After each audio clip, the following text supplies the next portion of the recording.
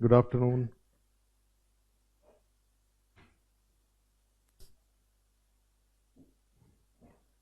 एक टॉपिक लिखिए, important topic है, वो है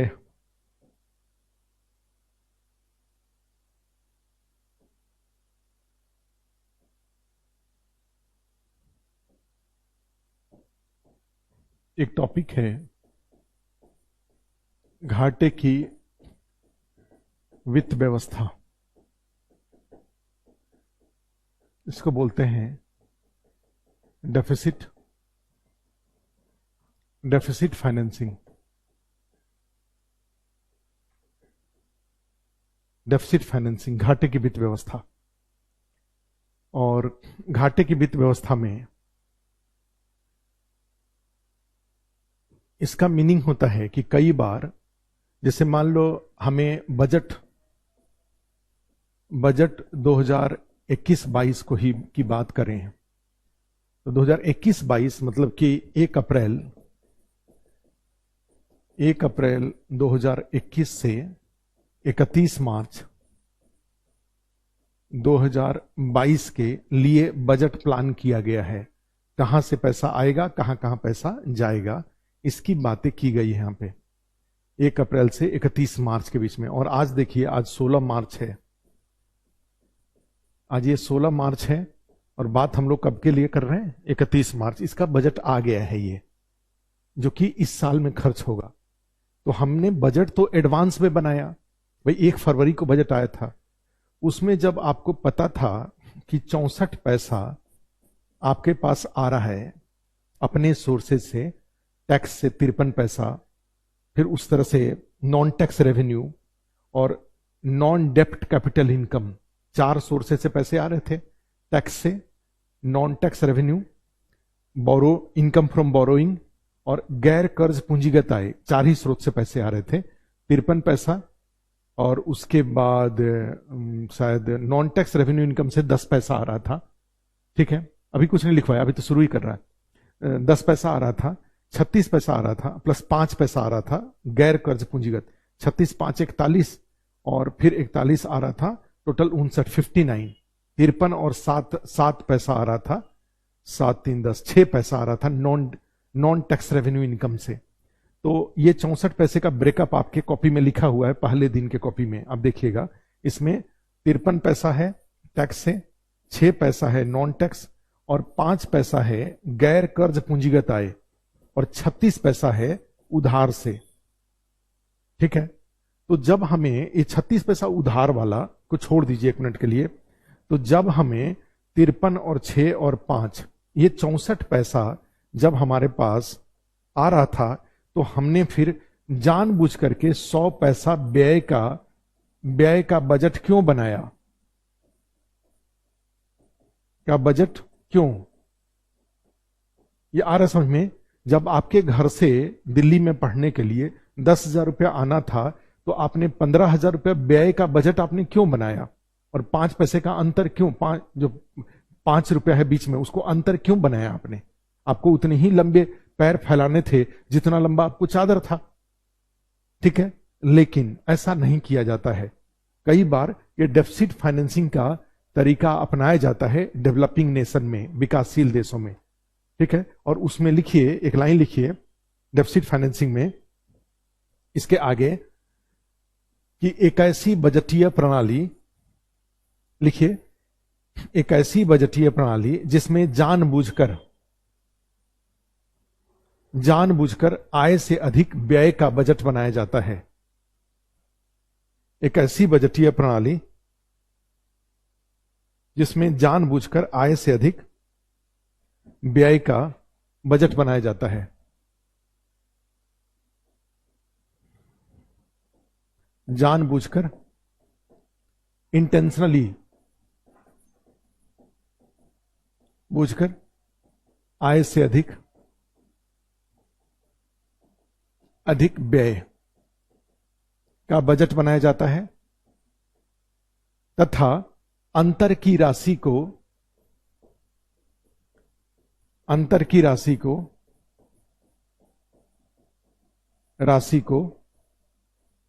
कर्ज लेकर पूरा करना।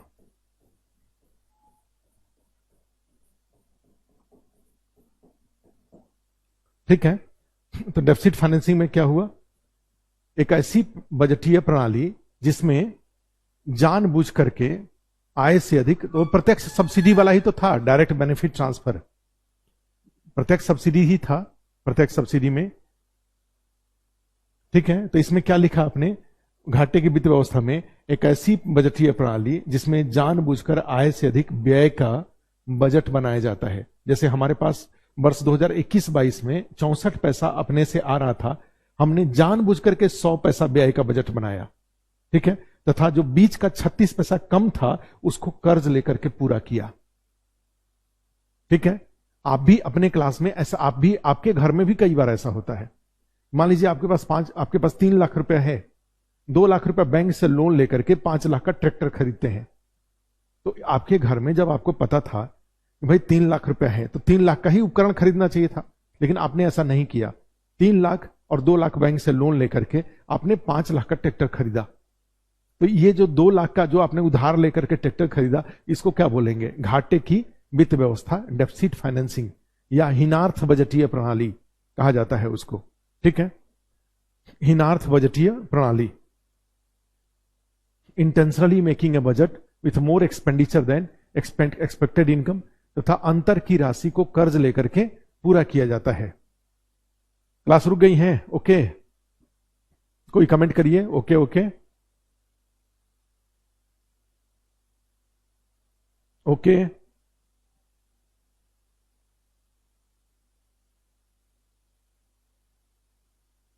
ओके ओके ओके ओके, ठीक है। तो देखो, अंतर की राशि को कर्ज लेकर के पूरा करना, और जैसे जैसे लिख दीजिए, जैसे बजट 2021-22 में 64 पैसे की आय तथा 100 पैसे का व्यय, 64 पैसे की आय तथा 100 पैसे का व्यय और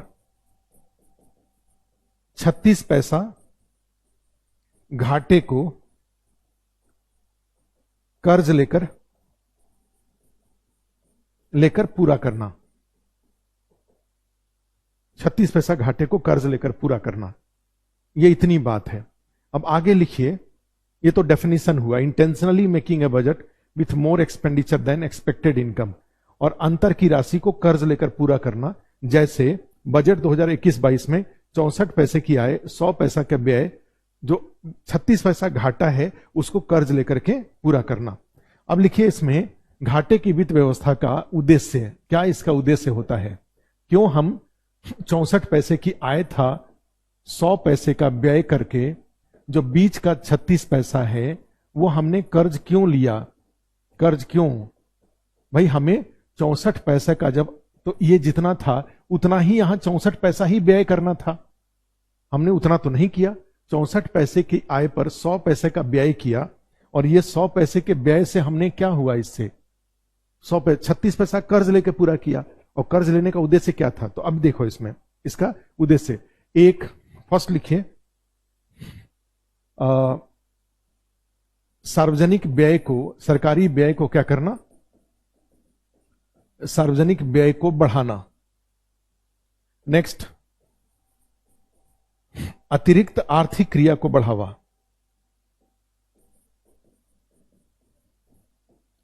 अतिरिक्त आर्थिक क्रिया को बढ़ाना।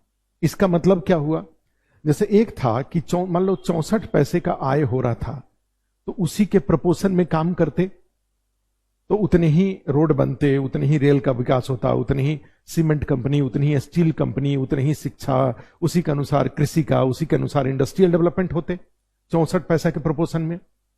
अब यहां 36 पैसा अगर लोन ले लें और उस पर ब्याज देना हो 3-4%, और उस 36 पैसे को यूज करके नया रोड बनाए, 36 पैसे के प्रपोर्शन में नया रोड बनाएंगे, नया ब्रिज बनाएंगे, नया रेलवे, नया एयरपोर्ट, नया एग्रीकल्चर, नया इंडस्ट्री, तो इससे क्या हुआ, उस 36 पैसा जो हमने लोन लिया उससे एक्स्ट्रा इकोनॉमिक एक्टिविटीज क्रिएट हुई, एसेट्स क्रिएट हुआ, लोगों को एम्प्लॉयमेंट मिला, ठीक है, सरकार को उस इकोनॉमिक एक्टिविटी से टैक्स मिला, ठीक है। और ये सारी चीजें इसलिए हुई क्योंकि हमने 36 पैसा लोन लिया।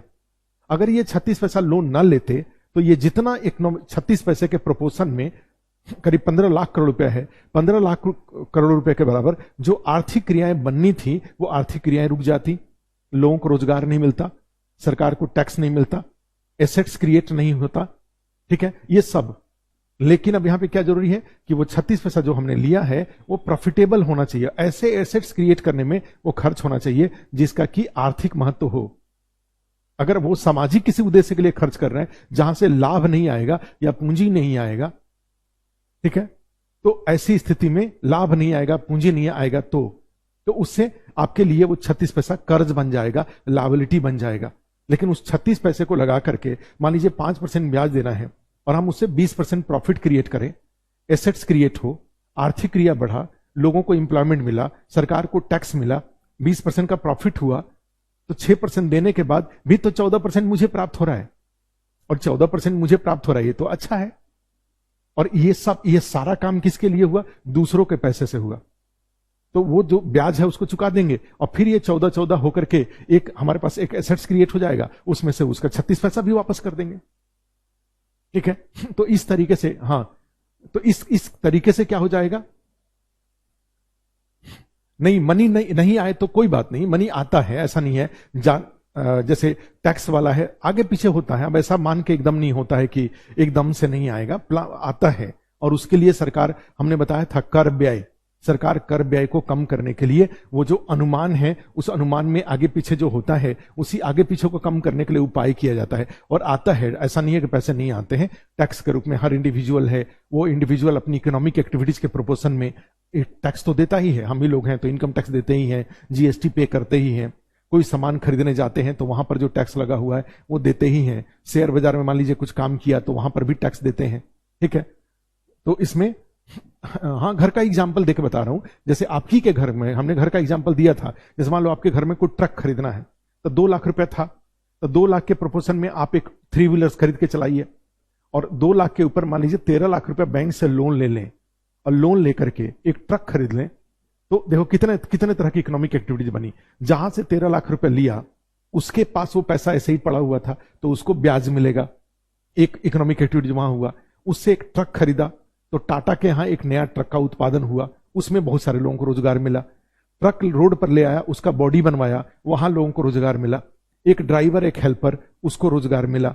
वो दिल्ली से कलकत्ता के बीच में ट्रक को चला रहा है, रास्ते में डीजल पेट्रोल भरवा रहा है, किसी रेस्टोरेंट पे रुक रहा है, खाना खा रहा है ढाबे पे, ये सब कर रहा है, माल ढुलाई कर रहा है दिल्ली से कलकत्ता, कलकत्ता से। तो ये सारा इकोनॉमिक एक्टिविटीज इसलिए हुआ क्योंकि आपने 13 लाख रुपया लोन लिया, और इस 13 लाख लोन लेकर के मान लीजिए उस पर 5% 6% ब्याज चुकाना है, तो आप क्या करेंगे? ये सारा इकोनॉमिक एक्टिविटीज करने से जो आपको प्रॉफिट होगा उसमें वो 6% ब्याज चुका देंगे, और फिर धीरे धीरे क्या करेंगे? उसका इंस्टॉलमेंट भी चुका देंगे, और इंस्टॉलमेंट चुकाने के बाद वो ट्रक अब आपका ट्रक है, आपके पास एक पूंजी क्रिएट हो गया, प्लस इसके अलावा और भी एसेट्स क्रिएट हो जाएंगे।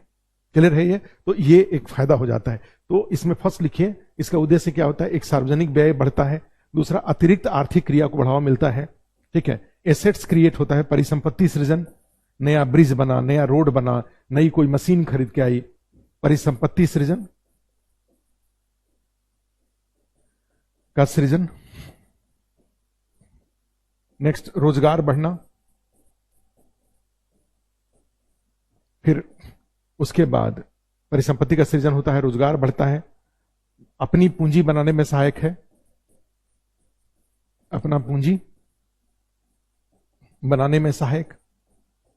उस ट्रक को 13 लाख रुपए लेकर के जो हमने ट्रक खरीदा था, उस ट्रक को चलाया, उसका इंस्टॉलमेंट चुका लिया, तो उसके बाद जब इंस्टॉलमेंट उसका खत्म हो गया तो ट्रक अब अपना पूंजी है, उस ट्रक को चला के हम दूसरा ट्रक खरीद लेंगे, तीसरा ट्रक खरीद लेंगे। तो इस तरीके से हमारे पास कई सारे, और ऐसा इसलिए हुआ था कि हमने शुरू में ही 13 लाख रुपए हमने कर्ज लिया था, अर्थात घर का जो आय था उससे 13 लाख रुपए बाहर से कर्ज लेकर के हमने दोनों मिला के व्यय किया। तो दोनों मिला के व्यय किया, तो जहां अपने पास जो पैसा था उसे एक 3 व्हीलर खरीदा था, बैंक से लोन लेने से एक ट्रक खरीदा गया, और ट्रक खरीदने से जो इकोनॉमिक साइज है वो बड़ा हो गया, और घर का आर्थिक क्रिया को, घर को गरीबी से निकालने में मदद मिलेगी, अपना पूंजी बनाने में सहायक, अपना पूंजी बनाने में सहायक, और उसके बाद फिर लास्ट में गरीबी को कम करने में सहायक। गरीबी को कम करना। तो घाटे की वित्त व्यवस्था के इतने सारे उद्देश्य होते हैं। हाँ, ले लेंगे बिल्कुल बिल्कुल, जूम क्लास ले लेंगे, ठीक है। सार्वजनिक व्यय ये, अब आगे देखिए, अब आगे देखो, तो ये उद्देश्य हुआ, लेकिन इसके साथ घाटे की वित्त व्यवस्था के साथ ये जो डेफिसिट फाइनेंसिंग हमने लिखा है, इसके साथ दो शर्तें हैं। दो शर्तें अगर पूरा होगा तभी ये उद्देश्य प्राप्त कर पाएंगे, ठीक है। कौन कौन से दो शर्तें हैं, तो उसमें लिख दीजिए एक लाइन, घाटे की वित्त व्यवस्था की शर्तें। वित्त व्यवस्था, डेफिसिट फाइनेंसिंग, शर्तें, दो शर्तें इसके साथ है। एक शर्त है कि कर्ज का लाभकारी उपयोग होना चाहिए। कर्ज का लाभकारी उपयोग माने जो लोन हमने लिया उसका प्रॉफिटेबल यूज होना चाहिए। अगर कर्ज लेकर के बेटे की शादी में, बेटी की शादी में, या घर में कोई उत्सव महोत्सव में नॉन प्रॉफिटेबल जगह पे अगर उसको खर्च कर दिया, या ऐसा हॉस्पिटल बनाने में उसको खर्च किया जिसमें पता चला कि किसी को, जिससे कोई कमाई नहीं हो, वो निःशुल्क हॉस्पिटल बनाने में, तो वो पैसा फिर वहां पे ब्लॉक हो जाएगा, फंस जाएगा। अब आपको कहीं और से पैसा लेकर के उस कर्जे को चुकाना पड़ेगा। तो ऐसे जगह ये नहीं खर्च करेंगे। घाटे वाला कर्ज लेकर के जो पैसा आया है उसका प्रॉफिटेबल यूज होना चाहिए। ऐसे जगह जहां से आगे कमाई हो, 5% ब्याज चुकाना है, 20% की कमाई हो, 20% की कमाई होगा तभी वो प्रॉफिटेबल है, तभी इसका लाभ है, अदरवाइज लाभ नहीं है।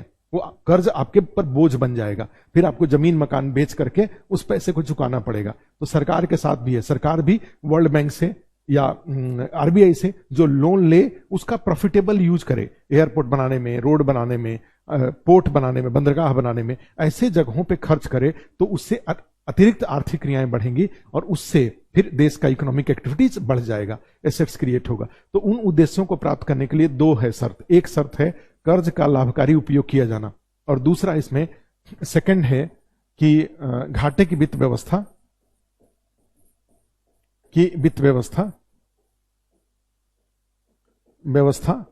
या राजकोष का घाटा, राजकोषीय घाटा, जो राजकोष का घाटा, ठीक है, ये जीडीपी का 3% से अधिक नहीं होना चाहिए। जो आय और व्यय के बीच का जो अंतर है, जो इस बार तो 36 पैसा है, 6.8% है, ठीक है, जबकि वो 3% से ज्यादा नहीं होना चाहिए। 3% से ज्यादा होगा तो फिर आपका इधर से एक साइड से 36 पैसा आएगा और उधर व्यय वाले साइड में जो ब्याज भुगतान है, जो आपने 20 पैसा देखा है, वो बढ़ जाएगा, 20 पैसा के बदले 26 पैसा। तो यहां कर्ज आय बढ़ाएंगे तो वहां ब्याज भुगतान बढ़ जाएगा, तो इस कर्ज आय को बढ़ाने से आपको लाभ नहीं होगा। तो ये कर्ज आय जीडीपी का 3% से ज्यादा नहीं होना चाहिए। वर्ष 2020-21-22 में ये जीडीपी का 6.8% है, और ऐसा इसलिए हुआ है कि कोरोना के दौरान सरकार की आय कम हुई है और सरकार का व्यय अधिक हुआ है, ठीक है। तो उसी में लिखिए, आगे नीचे लिखिए, देखो, किंतु आगे एक लाइन लिखिए, वर्ष 2020-21 तथा 21-22 में, 20-21 तथा 21-22 में यह इससे अधिक है। यह इसका, तो पैसे को तो 34,83,000 करोड़ रुपए का टोटल था पैसा, बजट हमने दिखाया तो था आपको। तो ये 83,34,000 करोड़ रुपए का जो बजट था उसका 6.8% कर लीजिए, या उसका 36% कर दीजिए। 36 पैसा, 100 में 36 पैसा, तो 34,83,000 करोड़ रुपए को ही तो 100 पैसा बोला है हमने। जो बजट में जो कुल जो ये था, इसमें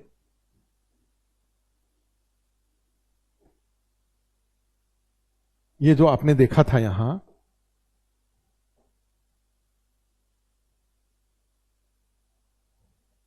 देखो इसमें जो ये आपने देख रखा था यही तो टोटल आय है ना। जैसे यहां पे देखें, आप देखिए ये जो देखो कुल प्राप्तियां यहां कितना लिखा हुआ है, ये कुल प्राप्तियां देख लिखिए क्या हुआ है 34,83,000। तो इसी को तो यही तो इक्वल टू 100 पैसा होगा ना। ये 34,83,000 कुल प्राप्तियां हैं, ये इक्वल टू 100 पैसा है। तो अब मान लीजिए 36 पैसा अगर हुआ तो 36 पैसा, तो ये 34,83,000 का इंटू 36/100 करके अब निकाल लेंगे 15 लाख करोड़ रुपया आएगा वो।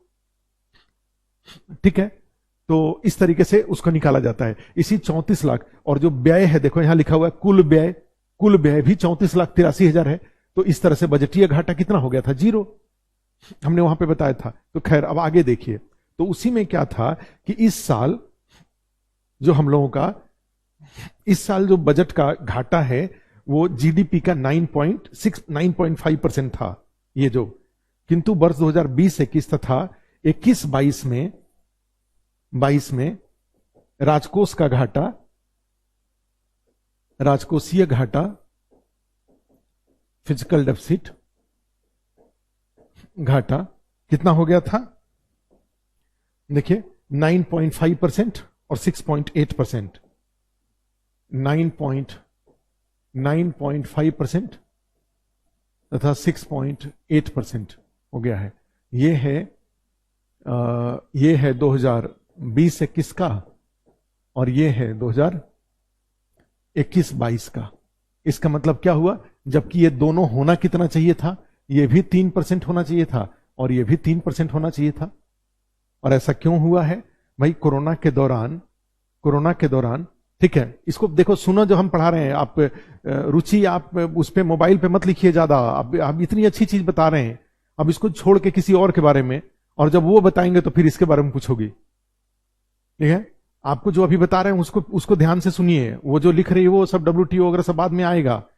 हमारी बात समझो, मैं क्या समझा रहा हूं, मैं घाटे की वित्त व्यवस्था समझा रहा हूं, ये समझना बहुत जरूरी है। ये नहीं समझोगी ठीक है, बाद में जाके इसको कॉपी में नोट करो। ये पूरा आपके कॉपी में एक सुंदर तरीके से लिखा हुआ रहना चाहिए पूरे पेज पर। हमने उसका डेफिनेशन बताया, हमने घाटे की वित्त व्यवस्था का उद्देश्य बताया, उद्देश्य के बाद घाटे की वित्त व्यवस्था की शर्तें बताया, और शर्तों के बाद वर्तमान स्थिति बता रहा हूं, और वर्तमान स्थिति को आदर्श स्थिति में कन्वर्ट करने के लिए क्या किया जाना चाहिए। ठीक है, ये बता रहा हूं। तो आप पहले इसको नोट करो, और बार बार बोला हूं कि मोबाइल पे उंगलियां कम चलनी चाहिए और कॉपी पे ज्यादा चलने चाहिए। और जब कॉपी पे चलाने के बाद कुछ हो तो हम तो कंटिन्यूअस बोल रहे हैं, तो हमारी बात को ही ध्यान से सुनो ना फिर। ठीक है, हमारी बात से ज्यादा इंपॉर्टेंट बात आप तो सोच नहीं सकते ना, इसलिए हमारी बात को ध्यान से सुनो। ये देखो कितना अच्छा चीज बता रहे थे, आप सुन नहीं रही हो। अब देखो राजकोष हमने कहा कि भाई जो घाटे की वित्त व्यवस्था मैंने आय और व्यय के बीच का जो अंतर होना चाहिए वो जीडीपी का 3% से ज्यादा नहीं होना चाहिए।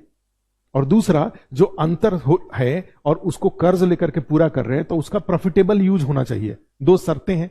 लेकिन हमने कहा कि कोरोना के दौरान 2020-21 में, उसके पहले ठीक था, 2020-21 और 2021-22 में हमारा क्या हुआ भाई, व्यय बढ़ गया और आय कम हो गया। तो व्यय बढ़ गया और आय कम हो गया, तो ऐसा करने से क्या हो जाएगा, व्यय के बढ़ जाने से और आय के कम हो जाने से हमारा जो घाटा था, आय और व्यय के बीच का अंतर था, वो देखो बढ़ गया, 9.5% हो गया और 6.8% हो गया, जबकि होना कितना चाहिए था 3%। तो अब आगे लिखिए, लिखो इस स्थिति को नियंत्रित करने के लिए, अर्थात क्या लिखेंगे, लिखिए इस स्थिति को नियंत्रित करने के लिए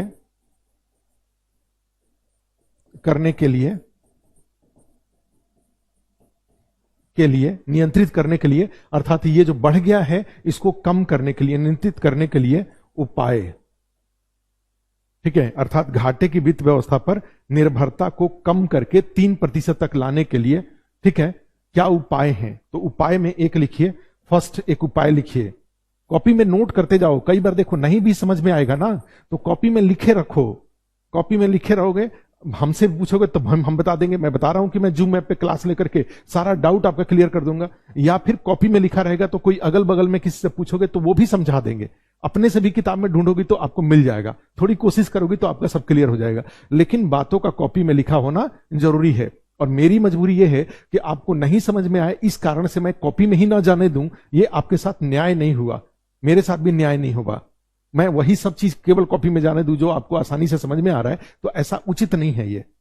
ठीक है, मैं वो सारी बातें आपको बताऊं जो कड़वी दवा भी दूं और मीठी दवा भी दूं, होम्योपैथिक वाली दवा भी रहे और साथ में एलोपैथिक दवा भी रहे। ठीक है, वो बातें भी आपको बताऊं जो भले आपको समझ में आए ना आए, लेकिन कॉपी में रहे। कॉपी में रहेगा, 10 दिन 15 दिन बाद जब दोबारा पढ़ने आओगे तो एकदम से समझ में आ जाएगा। कई बार ऐसा होता है कि प्रेजेंट सिचुएशन में नहीं समझ में आया, बाद में उसको पढ़ा तो समझ में आ गया, कुछ और एक्स्ट्रा का रेफरेंस लेकर कुछ पढ़ोगे तो समझ में आ जाएगा। तो अब देखो मैंने क्या बताया, स्थिति को नियंत्रित करने के लिए उपाय, अर्थात घाटे की वित्त व्यवस्था में वो जो आय और व्यय के बीच का जो अंतर है वो 3% से ज्यादा ना रहे। आपके घर से पैसा 10,000 आया और आप 18,000 खर्च कर रहे हैं, जबकि खर्च होना चाहिए आय, आपके घर से जो पैसा आया और जो आप खर्च कर रहे हैं उसके बीच में 3,000 से ज्यादा का गैप नहीं होना चाहिए। लेकिन कोई ऐसी स्थिति है जिसके कारण 18,000 खर्च करना पड़ रहा है, गैप 8,000 हो गया, तो आगे 8,000 ना करना पड़े और 3,000 तक इसको ले आया जाए, उसके लिए क्या क्या उपाय कर सकते हैं। ठीक है, तो उन्हीं उपायों को सरकार का जो आय है और व्यय है उसके बीच में जो अंतर बहुत ज्यादा हो गया है, उस अंतर को कम करने के लिए क्या क्या उपाय किए गए हैं पहले और वर्तमान में क्या क्या उपाय किए जा सकते हैं, उसको नोट करिए। और उसमें लिखिए एक FRBM एक्ट 2003 तथा समय समय पर समीक्षा। FRBM एक्ट 2003 तथा समय समय पर समीक्षा, नोट करिए पहले इसको, and time to time it's review. और जो FRBM एक्ट क्या है, फिजिकल रिस्पॉन्सिबिलिटी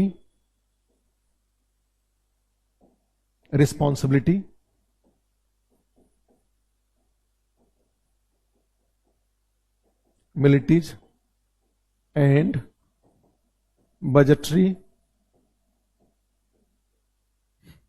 मैनेजमेंट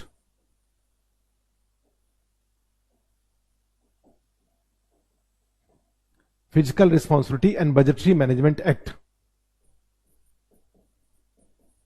राजकोषीय उत्तरदायित्व एवं बजटीय प्रबंधन अधिनियम 2003, इसको लिख दीजिए। FRBM एक्ट 2003 का फुल फॉर्म हुआ physical responsibilities and budgetary management act, राजकोषीय उत्तरदायित्व एवं बजटीय प्रबंधन अधिनियम। ठीक है, और इसके तहत क्या किया जाएगा ये देखो। इसके तहत इस कानून को इसलिए लाया गया था 2003 में कि भाई इसके पहले जब ये कानून आया उसके पहले जो वित्त मंत्री होते थे वो जैसे उन्होंने कहा कि 64 पैसा आएगा, 100 पैसा खर्च होगा, 36 पैसा अंतर। अब उसको वो 64 पैसा लाने के लिए कोई कोशिश नहीं, जा रहा है जितना मर्जी जा रहा है, जहां मर्जी जा रहा है, उसमें कोई कानूनी बाध्यता नहीं होती थी कि 36 पैसा बजट में जो आपने कहा वो 36 पैसा ही रहे, या जितना बजट में आपने अंतर क्रिएट किया है उतना ही रहे। ठीक है, उससे ज्यादा ना होने पाए। तो उसमें क्या करेंगे, उनके लिए कोई कानूनी, इस कानून के माध्यम से वित्त मंत्री के लिए यह बाध्यकारी बना दिया गया कि भैया जो पैसा जितना आपने कहा बजट में इतना पैसा आएगा, इतना पैसा जाएगा, बीच का जो अंतर है उसको पालन करना आपके लिए कानूनी रूप से बाध्यकारी होगा। अब आप उस कानूनी रूप से बाध्यकारी है तो आप या तो व्यय को घटा करके या अपनी आय को बढ़ा करके, अदरवाइज अगर बीच वाला गैप पूरा नहीं हुआ तो फिर आपको संसद में जाकर के इस कानून में संशोधन करना पड़ेगा, और वो अच्छी बात नहीं है। पार्लियामेंट वाले फिर आपकी निंदा करेंगे, कैसे वित्त मंत्री हैं, आपका प्रबंधन ठीक नहीं है, आपका आय नहीं कर पा रहे, आप व्यय बढ़ा दे रहे हैं। ठीक है, तो इस तरीके से आपकी छीछालेदर होगी, पार्लियामेंट के अंदर में आपकी शिकायत होंगी। तो वित्त मंत्री क्या करेंगे फिर, इसलिए पार्लियामेंट के सामने जाने से अच्छा है कि अपनी आय को बढ़ा करके या व्यय को घटा करके ये जो बजट में अंतर है उस अंतर को बनाए रखें। ठीक है, तो उसी में एक लाइन लिख दीजिए, इस कानून के तहत, एक लाइन लिखिए इसमें, इस कानून के तहत राजकोषीय घाटे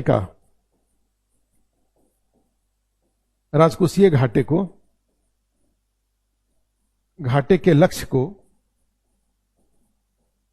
को प्राप्त करना, राजकोषीय घाटे के लक्ष्य को प्राप्त करना कानूनी रूप से बाध्यकारी बना दिया गया, कानूनी रूप से बाध्यकारी बनाया गया।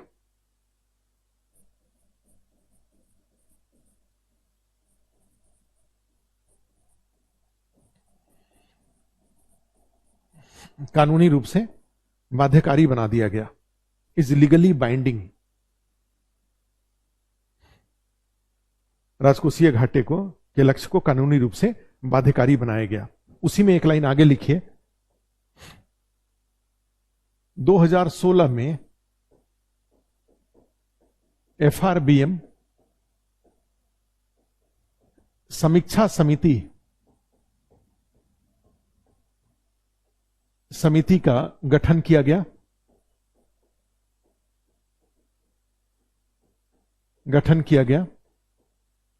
अध्यक्ष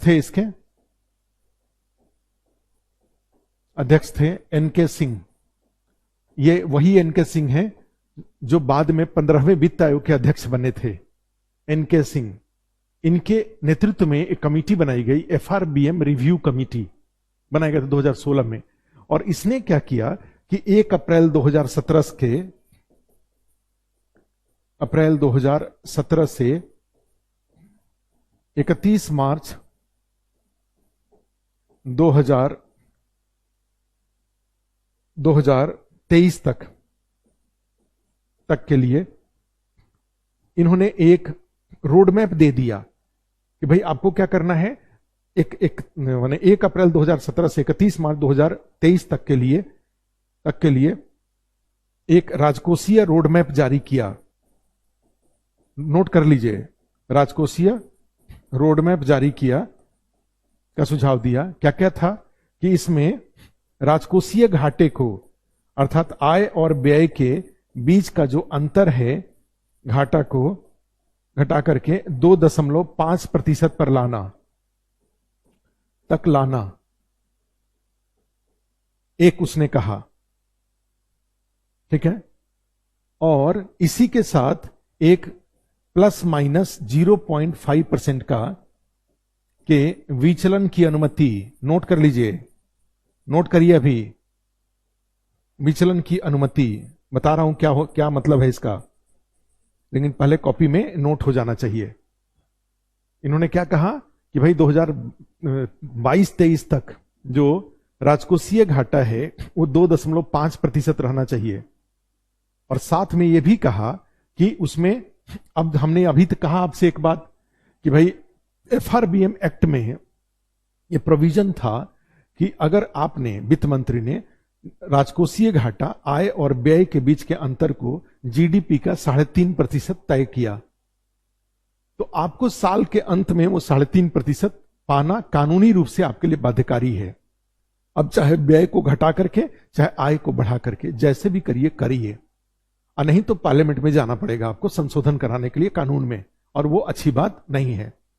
तो फिर इन्होंने क्या, उसका दिक्कत क्या होता था कि जब साल का अंत होने लगता था, जैसे अभी हो रहा है, मार्च चल रहा है, तो सारे वित्त मंत्रालय द्वारा सारे मंत्रालयों को, विभागों को, इसरो को, परमाणु डिपार्टमेंट ऑफ एटॉमिक एनर्जी को, और मिनिस्ट्री ऑफ साइंस टेक्नोलॉजी को, रूरल डेवलपमेंट को, सोशल वेलफेयर को, सबको, शिक्षा को, कृषि को, कि भैया थोड़ा खर्चे को थोड़ा कम करो, ठीक है, क्योंकि हमारा फिजिकल डेफिसिट प्राप्त नहीं हो रहा है, इसलिए तुम कम करो, ठीक है। अब कम करो मतलब क्या हुआ, अब ये तो इसका मीनिंग क्या हुआ कि ये जो घाटा है, घाटे को पाने के लिए जो मंत्रालयों के जरूरी खर्चे थे उसको भी घटा दिया जाता था, और उससे जो देश का विकास होना चाहिए वो देश का विकास रुक जाएगा। क्यों? क्योंकि सरकार को घाटे को कानूनी रूप से बराबर रखना है, माने जितना माना गया है, जितना फिक्स किया गया उतना ही रखना है। इसलिए क्या किया गया, उसमें ये व्यय को काट दिया गया, और व्यय को काट दिया गया तो ठीक है, व्यय को अगर काट दिया गया तो उस कटे के अनुसार उससे आर्थिक विकास की गति धीमी हो जाएगी। अब देखो, तो एनके सिंह कमेटी ने इसमें एक सुझाव दिया कि 1 अप्रैल 2017 के बाद जो भी राजकोषीय घाटा तय होगा 3.5%, 3%, ठीक है, उसमें अगर साल के अंत में प्लस 0.5%, 3.5 के बदले 4 हो जाए, ठीक है, 4 हो जाए, या 3.5 के बदले 3 हो जाए, तो इसमें क्या हो जाएगा, तो भी आपको परेशान होने की आवश्यकता नहीं है। अर्थात पार्लियामेंट से संशोधन कराना जरूरी नहीं है लक्ष्य में, ठीक है। विचलन की अनुमति, माने विचलन का यही तो बता रहा हूं अमन कुमार जी, पहले अगर हमारी बात आप ध्यान से सुनते तो आपको हम बता रहे थे वही बात, ठीक है।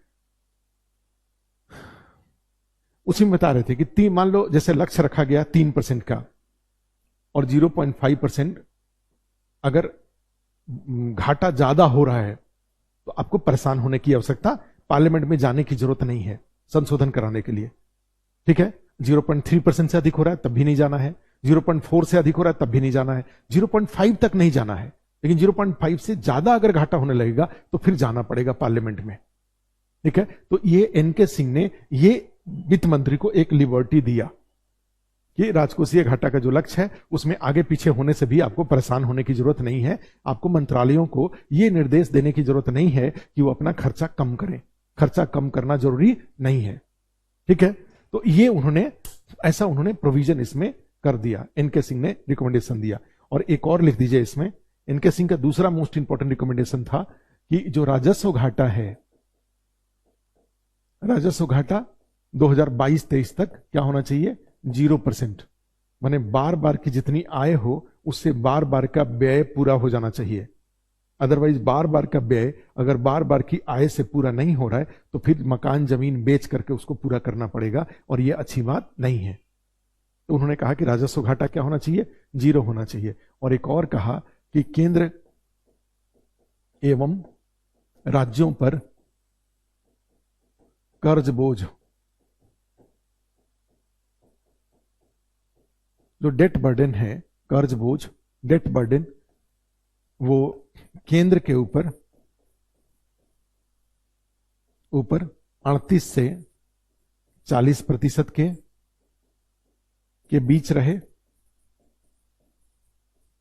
38 से 40% के बीच रहे, जो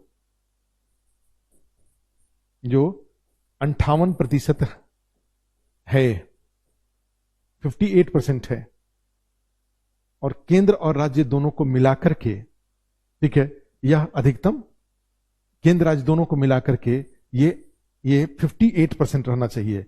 राज्यों द्वारा भी कर्ज लिया हुआ है, तो राज्यों का कर्ज और केंद्र का कर्ज दोनों मिलाकर के, केंद्र और राज्य दोनों का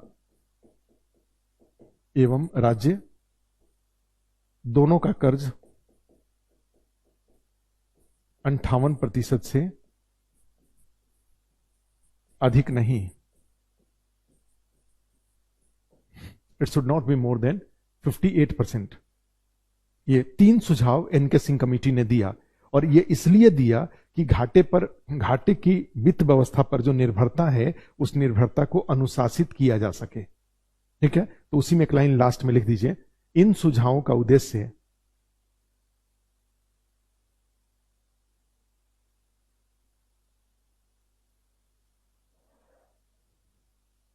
आगे लिखिए,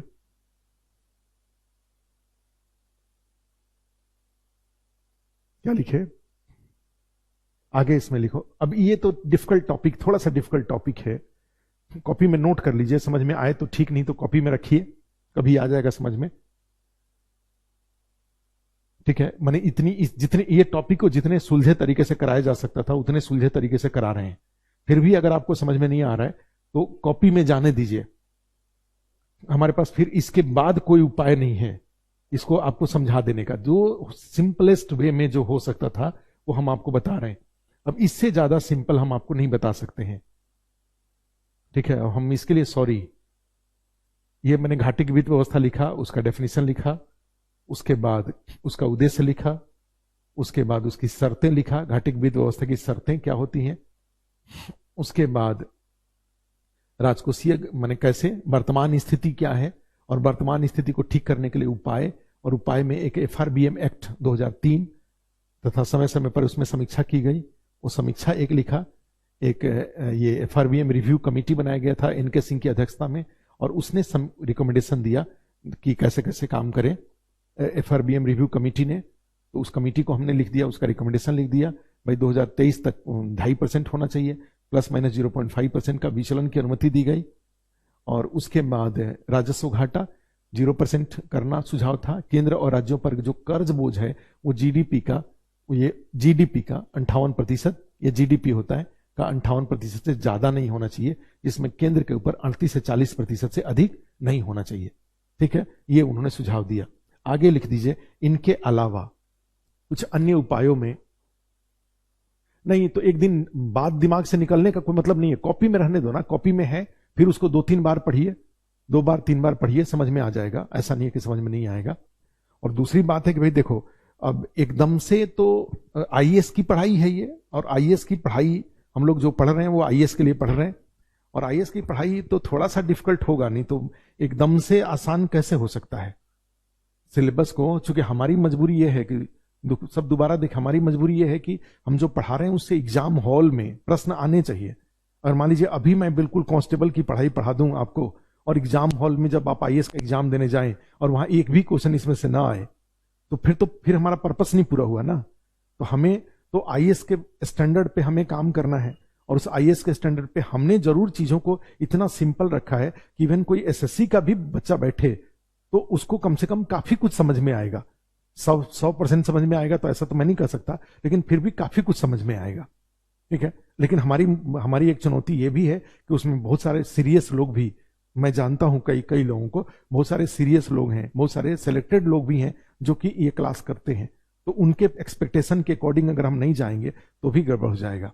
ठीक है, तो इन सुझावों का लिखो, इन सुझावों का उद्देश्य घाटे की वित्त व्यवस्था को, इन सुझावों का उद्देश्य घाटे की वित्त व्यवस्था को अनुशासित करना, व्यवस्था को अनुशासित करना।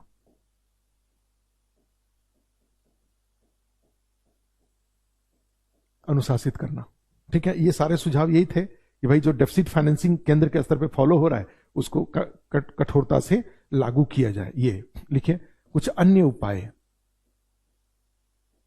और कुछ अन्य उपाय में लिख दीजिए, मानी ये आय और व्यय के बीच में, जैसे ये 64 पैसा है और ये 100 पैसा है, बीच का अंतर 36 पैसा है, तो ये 36 पैसे को अगर कम करना है, जो अभी ये जीडीपी का 6.8% है, इसको घटा के अगर आपको 3% करना है, ठीक है, तो आपको क्या करना पड़ेगा।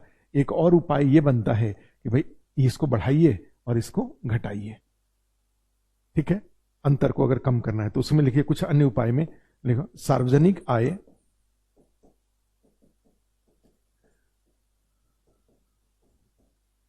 या बजटीय आय, दोनों बात एक ही है। बजटीय आय को बढ़ाना, जैसे कर सुधार, टैक्स रिफॉर्म करना जिससे अधिक से अधिक लोग टैक्स दें, कर की जो चोरी हो रही है वो रुके, कर प्रशासन में जो भ्रष्टाचार है वो रुके, तो कर सुधार करना एक हुआ जैसे में।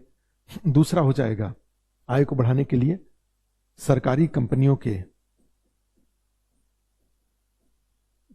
के लाभ को बढ़ाना, सरकारी कंपनियों के लाभ को बढ़ाना, profit of public sector companies should be increased, सरकारी कंपनियों के लाभ को बढ़ाना। और तीसरा होता है, अब देखो यहां पे क्या होता है कि इंडिया में, एक यहीं पे बात बता रहा हूं, जो आपने देखा होगा कि एक बजटीय, एक टैक्स इनकम था और उसके बगल में एक नॉन टैक्स रेवेन्यू इनकम था, और नॉन टैक्स रेवेन्यू इनकम में, गैर कर राजस्व आय में, ये जो स्पेक्ट्रम वगैरह होता है मोबाइल के लिए, ठीक है, मोबाइल संचार जिस फ्रीक्वेंसी पर, भाई सारे जितने भी आज के डेट में एफएम आप देखते होंगे तो 87 मेगाहर्ट्ज से 108 मेगाहर्ट्ज के बीच में एफएम चैनल आते हैं। आप एफएम का चैनल खोल के देखिए, पूरे वर्ल्ड लेवल पे यही एफएम के ट्रांसमिशन के लिए दिया हुआ है। इसके बीच में पुलिस वालों का जो वॉकी टॉकी है वो 87 से 108 के बीच मेगा हर्ट्ज की फ्रीक्वेंसी पर अगर वो अपना ट्रांसमिशन देने लगे तो पता चला कि पुलिस के वॉकी टॉकी पे जो बातचीत होती है वो सारे एफएम चैनल पे आने लगेगा और एफएम चैनल के जो गाने हैं उनके वॉकी टॉकी पे आने लगेगा। तो इसलिए क्या किया जाता है, ट्राई के द्वारा, telecom regulatory authority of India के द्वारा ये जो फ्रीक्वेंसी है और अंतर्राष्ट्रीय स्तर पे इंटरनेशनल टेलीकॉम यूनियन है उसके द्वारा सारे फ्रीक्वेंसी किस आवृत्ति पर कौन सी सेवा उपलब्ध कराई जाएगी ये अंतर्राष्ट्रीय स्तर पर तय है। ठीक है, अब और इसको बोलते हैं, इसको बोलते हैं स्पेक्ट्रम। ठीक है, और ये स्पेक्ट्रम जिस फ्रीक्वेंसी पर, ठीक है, सूचनाओं का संचार किया जाता है या सिग्नल अवेलेबल कराया जाता है उसको स्पेक्ट्रम बोलते हैं। और उस फ्रीक्वेंसी का रेंज है जैसे 700 मेगाहर्ट्ज, तो 700 मेगाहर्ट्ज, 701 मेगाहर्ट्ज, 702, 703, 704, 705। अब 700 से 705 के बीच में 6 मेगाहर्ट्ज हुआ। ठीक है, तो ये 6 मेगाहर्ट्ज, ठीक है, को बैंडविड्थ कहा जाएगा, जो फ्रीक्वेंसी है उसका रेंज। और इसके बीच में रिलायंस जियो द्वारा अपना सिग्नल भेजा जाएगा। और 705 के बाद 706, 7, 8, 9, 10 इस पे एयरटेल द्वारा अपना सिग्नल भेजा जाएगा। इसके आगे वोडाफोन द्वारा, अब इसमें हर बैंडविड्थ के लिए बेचने से, किराए पर देने से 15 साल 20 साल के लिए जो आय होंगी उस आय को, ठीक है, वो गैर कर राजस्व आय में भारत में आता है। यहां पर आज के अखबार में आप देखेंगे कि डिपार्टमेंट ऑफ टेलीकॉम ने ट्राई को रिक्वेस्ट किया है कि भाई ये जो बैंडविड्थ जो आप मोबाइल कंपनियों को अवेलेबल करा रहे हैं, ठीक है, इसका रेट थोड़ा कम करिए। ठीक है, जिससे कि ये कंपनियां उस फ्रीक्वेंसी को खरीद करके और अपने सिग्नल, अपना जो उनका सिग्नल है इंटरनेट का या वॉइस का या टीवी का, जो कुछ का, उसको वो थोड़े उसके लिए इंफ्रास्ट्रक्चर क्रिएट करके और वो लोगों तक सस्ते दर पे पहुंचा सके। आज का है क्यों? क्योंकि ये रिलायंस जियो, एयरटेल, वोडाफोन जैसी कंपनीज है, 3 ही मुख्य रूप से कंपनी बची हैं। एमटीएनएल, बीएसएनएल का बहुत बुरा ही हाल है। तो इन तीनों कंपनियों के द्वारा 5G टेक्नोलॉजी या 4G टेक्नोलॉजी लोगों तक आसानी से पहुंचाया जा सके, इसके लिए फ्रीक्वेंसी का दाम थोड़ा कम करिए। अब फ्रीक्वेंसी का दाम कम करेंगे तो सरकार का जो गैर कर राजस्व व्यय है, वो गैर कर राजस्व व्यय क्या हो जाएगा? घट जाएगा। लेकिन अब यहां पे एक बुद्धि वाली बात है कि लोगों से बीज को सस्ता दे करके और खूब खेती करा करके, खूब अनाज उत्पादन करा के और उसको बेच करके आर्थिक क्रिया बढ़ाएं, या बीज पर ही सारी कमाई कर लें। अगर आप 8 रुपए किलो बीज देंगे, 80 रुपए किलो का बीज अगर 8 रुपए किलो देंगे तो हर आदमी नए बीज का इस्तेमाल करेगा और खूब खेती करेगा। या दूसरा तरीका यह हुआ कि आप 8 रुपए के बदले आप उसको क्या करिए, आप उसको 80 रुपए के बीज को आप 800 रुपए केजी दीजिए। तो 800 रुपए केजी देंगे तो 4-6 कंपनियां उसको यूज करेंगे, 4-6 जो किसान, बड़े बड़े किसान होंगे यूज करेंगे, छोटा कोई इस्तेमाल नहीं कर पाएगा। तो अब यहां पे है कि बीज बेच करके पैसा कमाएं या अनाज बेच के पैसा कमाएं। तो ज्यादा अच्छा तरीका कौन सा है? अनाज बेच करके। बीज तो मुफ्त में दे दीजिए। तो उसी तरह से भारत में ये जो टेलीकॉम कंपनीज हैं उनके बारे में सोच के देखो कि स्पेक्ट्रम से पैसा कमाएं या स्पेक्ट्रम सस्ता दे करके और उससे 5G टेक्नोलॉजी को कंपनियों को बढ़ाने का मौका दें और उससे सरकार टैक्स के रूप में पैसा कमाए। भाई 5G जितना कम कीमत का रहेगा उसका मोबाइल फोन उतना ही बिकेगा, उस पे जो यूजेज होंगे वो उतना ही ज्यादा, उसके माध्यम से वो जो मोबाइल फोन है 5G का, उससे इकोनॉमिक एक्टिविटीज बढ़ेंगी, उससे एडवर्टीजमेंट बढ़ेगा, उससे जितना मोबाइल का डेटा कंज्यूम करेंगे उस पर सरकार को जीएसटी मिलेगा, मोबाइल सेट बिकेगा तो उससे जीएसटी मिलेगा। तो एक तरीका यह हुआ कि ये जो स्पेक्ट्रम है उस स्पेक्ट्रम से महंगा दे करके और 4-6 लोगों को खूब महंगा मोबाइल अवेलेबल कराएं 5G, और दूसरा तरीका हुआ कि स्पेक्ट्रम को खूब सस्ता दे दें और ये कंपनियों को 5G को खूब बड़े पैमाने पर लागू करने दें सस्ते दर पे, और करोड़ों लोगों से उसका उपयोग करवाएं।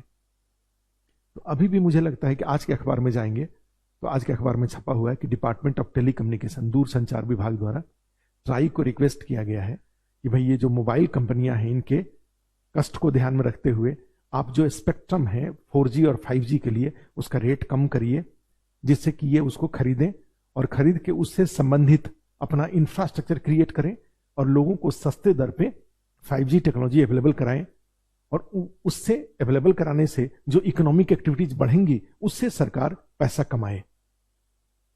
ठीक है, लेकिन अभी भी इंडिया में वो सब ऐसे लोग वहां पे अधिकारी के रूप में बैठे हुए हैं जिनका सिलेक्शन 1990 के पहले हुआ है, और पुराने सोच के अनुसार वो बीज बेच के पैसा कमाना चाहते हैं, अनाज बेच के पैसा नहीं कमाना चाहते हैं।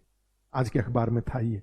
तो खैर, लेकिन फिर भी मैं ये नहीं बोल रहा हूं कि यहाँ पे सरकारी कंपनियों का लाभ बढ़ाना, अर्थात ये स्पेक्ट्रम वगैरह को बेच करके ज्यादा पैसा कमाना, ये उद्देश्य नहीं है। हाँ, BSNL, MTNL या जो भी NTPC है, ONGC है, ये सब कंपनियों को अच्छे से चलाइए जिससे कि आपकी आय ज्यादा से ज्यादा हो। तो एक ये भी है सरकारी कंपनियों के लाभ को बढ़ाना। और तीसरा होता है अनावश्यक व्यय को कम करना। अनावश्यक व्यय को कम करना। कई सारे अननेसेसरी एक्सपेंडिचर हैं, उसका रिव्यू करिए। ये 100 पैसा जो खर्च हो रहा है उसमें कौन कौन सा ऐसा व्यय है जिसको कम किया जा सकता है, उसको कम करिए। कम करके फिर आप उससे पैसा कमाइए। तो ये अनावश्यक, पैरा चेंज करके लिखिए। देखो, इन उपायों के माध्यम से, नहीं ट्राई तो पढ़ाए होंगे कहीं और, गवर्नेंस वगैरह का पार्ट है, वो हमारा पार्ट नहीं है। क्या लिखें? अनावश्यक व्यय। इसमें लिखो इन उपायों के माध्यम से घाटे की वित्त व्यवस्था को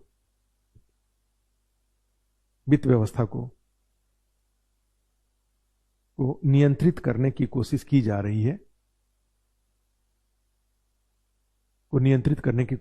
रही है, जिससे आर्थिक विकास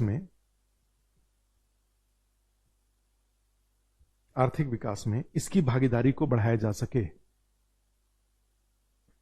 आर्थिक विकास में इसकी भागीदारी को बढ़ाया जा सके।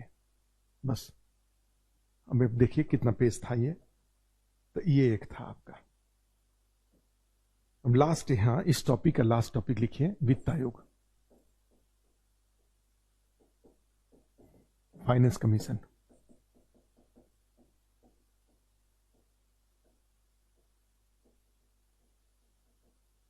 वित्त आयोग, फाइनेंस कमीशन। ठीक है, वित्त आयोग या फाइनेंस कमीशन।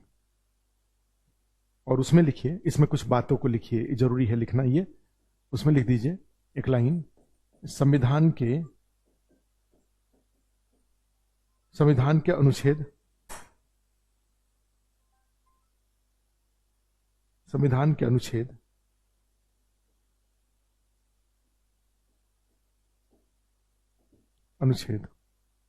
280 के अनुसार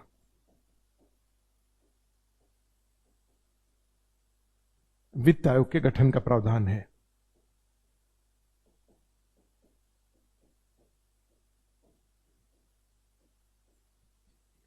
संविधान के अनुच्छेद 280 के अनुसार वित्त आयोग के गठन का प्रावधान है। एक बात यह हुआ।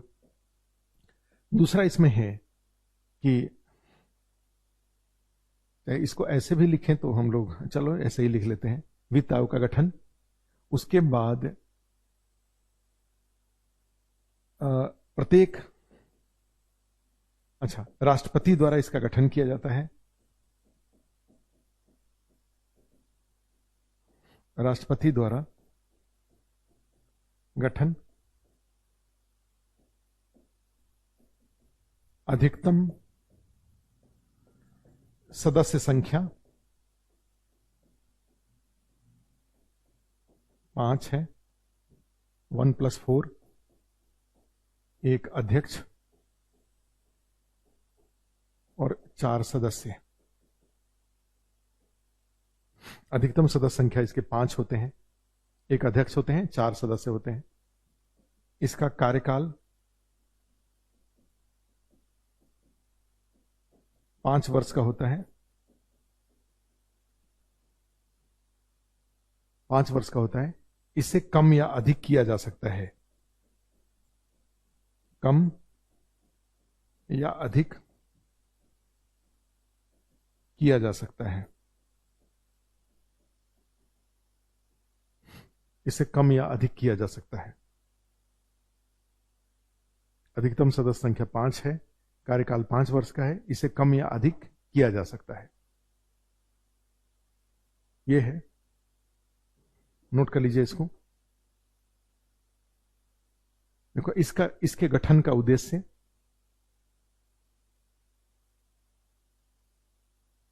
लिखिए।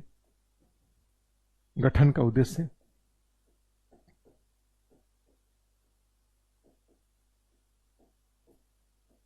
उद्देश्य केंद्र एवं राज्यों के बीच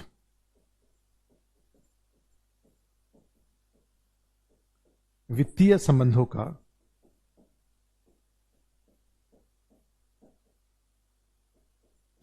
के बारे में सुझाव,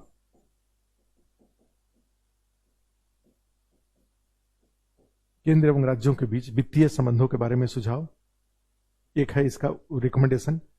और इंडिया में जाएंगे तो हमें लग रहा है कि केंद्र एवं राज्यों के बीच वित्तीय संबंधों का सुझाव एक ये होता है। दूसरा, केंद्र एवं राज्य के बीच, राज्यों के बीच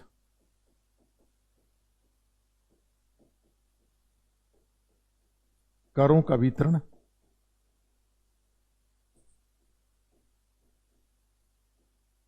केंद्र एवं राज्यों के बीच करों का वितरण।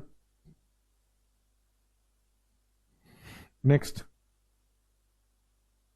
क्या लिखे? केंद्र एवं राज्यों के बीच करों का वितरण। उसके बाद राजकोषीय सुधारों का सुझाव,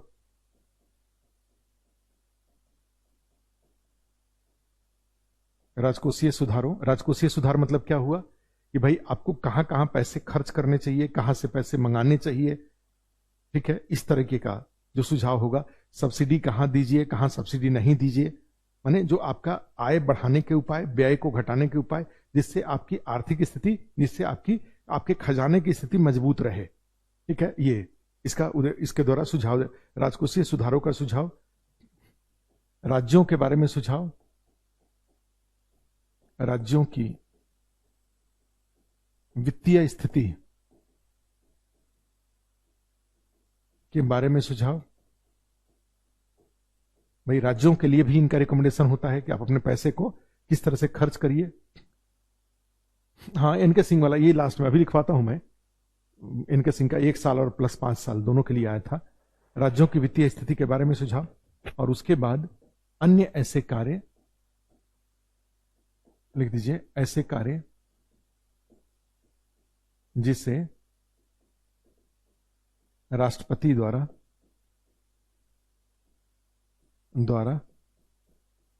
इनके विचार के लिए सौंपा जाए। राष्ट्रपति द्वारा इनके विचार के लिए सौंपा जाए। राष्ट्रपति द्वारा इनके विचार के लिए सौंपा जाए।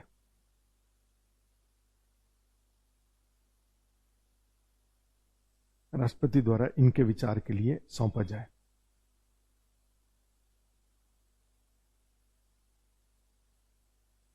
विचार के लिए सौंपा जाए। तो ये इसके गठन का उद्देश्य, माने ऐसे और भी कोई मामला अगर है, जैसे उसको लेकर के एक माने राज्यों को जो पैसे दिए जा रहे हैं, वो पैसे में आधार क्या क्या आधार रहना चाहिए, जंगल होना, जनसंख्या कौन सा, 2011 की जनगणना, 1971 की जनगणना, क्या आधार होना चाहिए, ऐसे बहुत सारे माने मानक भी तय करना इनका काम होता है, ठीक है।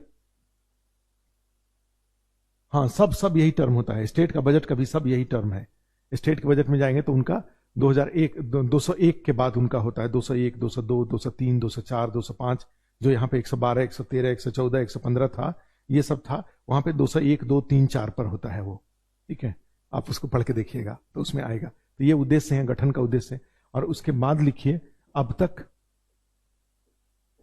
लिखिए अब तक कुल 15 वित्त आयोगों का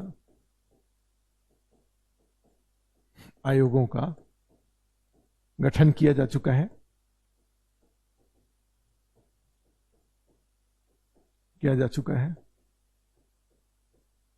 कुल 15 वित्त आयोगों का गठन किया जा चुका है। प्रथम वित्त आयोग, वित्त आयोग 1951 में, और केसी नियोगी थे इसके चेयरमैन, अध्यक्ष थे। और 15वां वित्त आयोग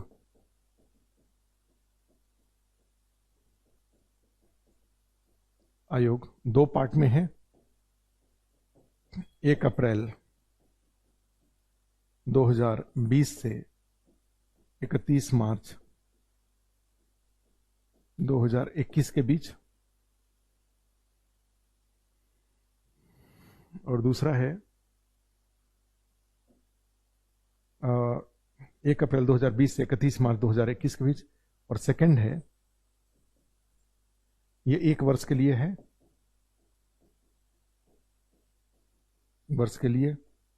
और सेकंड है 1 अप्रैल 2021 से 31 मार्च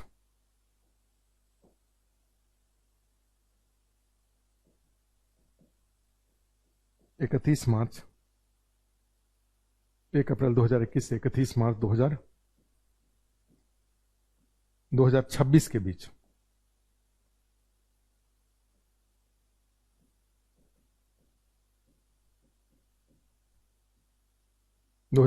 के बीच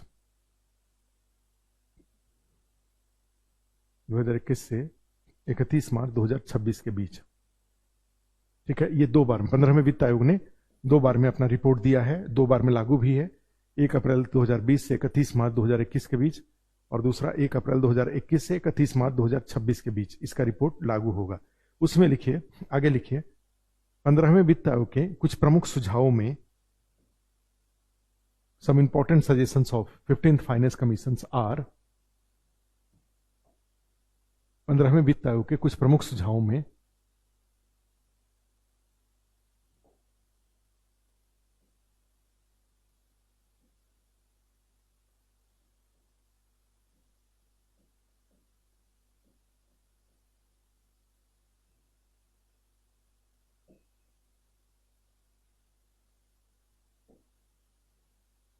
पंद्रहवें वित्त आयोग के कुछ प्रमुख सुझावों में फर्स्ट लिखिए, फर्स्ट पॉइंट, राज्यों के हिस्से को केंद्रीय कर एवं शुल्कों में राज्यों के हिस्से को, लिख दीजिए, केंद्रीय कर एवं शुल्कों में राज्यों एवं यूनियन टेरिटरी यूटी के हिस्से को 41% करना, 41% करना।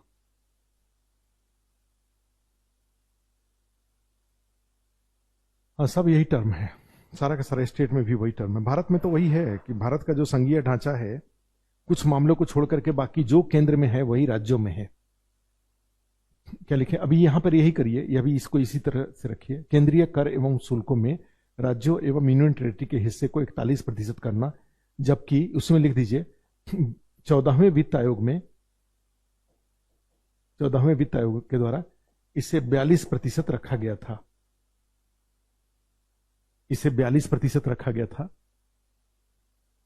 14वें वित्त आयोग द्वारा इसे 42% रखा गया था। देखिए, 1% राशि J&K के लिए,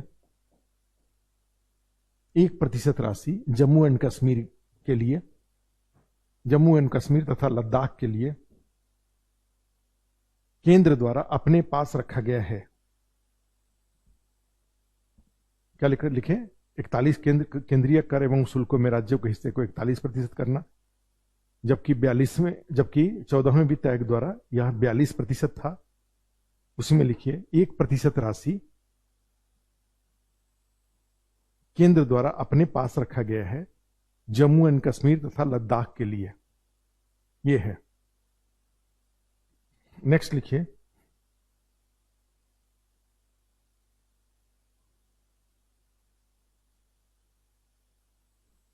उसमें लिखिए राज्यों को वितरण का आधार,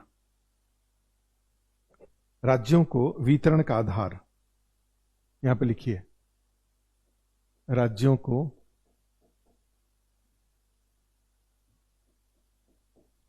वितरण का आधार, बेस ये criteria for devolution to state, और इसमें लिख दीजिए आधार, यहां लिख दीजिए 14वां, यहां ये बीच वाला काट दीजिए, इसकी जरूरत नहीं है। यहां लिख दीजिए 15वां लिख दीजिए, दो ही लिखिए, 14वां और 15वां। और इसमें लिखिए आय से दूरी, माने जो राज्य सेंट्रल जो गवर्नमेंट का जो एवरेज है उससे जितना कम विकसित होंगे, माने पिछड़े राज्यों को यहां पे 50% दिया जाता था। माने आधार जो पैसे दिए जाएंगे राज्यों को उसमें 50% गरीबी और अमीरी के आधार पर दिया जाएगा, उसको घटा के यहां पे इन्होंने 45% कर दिया। दूसरा क्षेत्रफल लिख दीजिए, क्षेत्रफल पहले लिख लीजिए कॉपी में 15%, और यहां पे ये भी 15% है। अब लिखिए 1971 की जनगणना,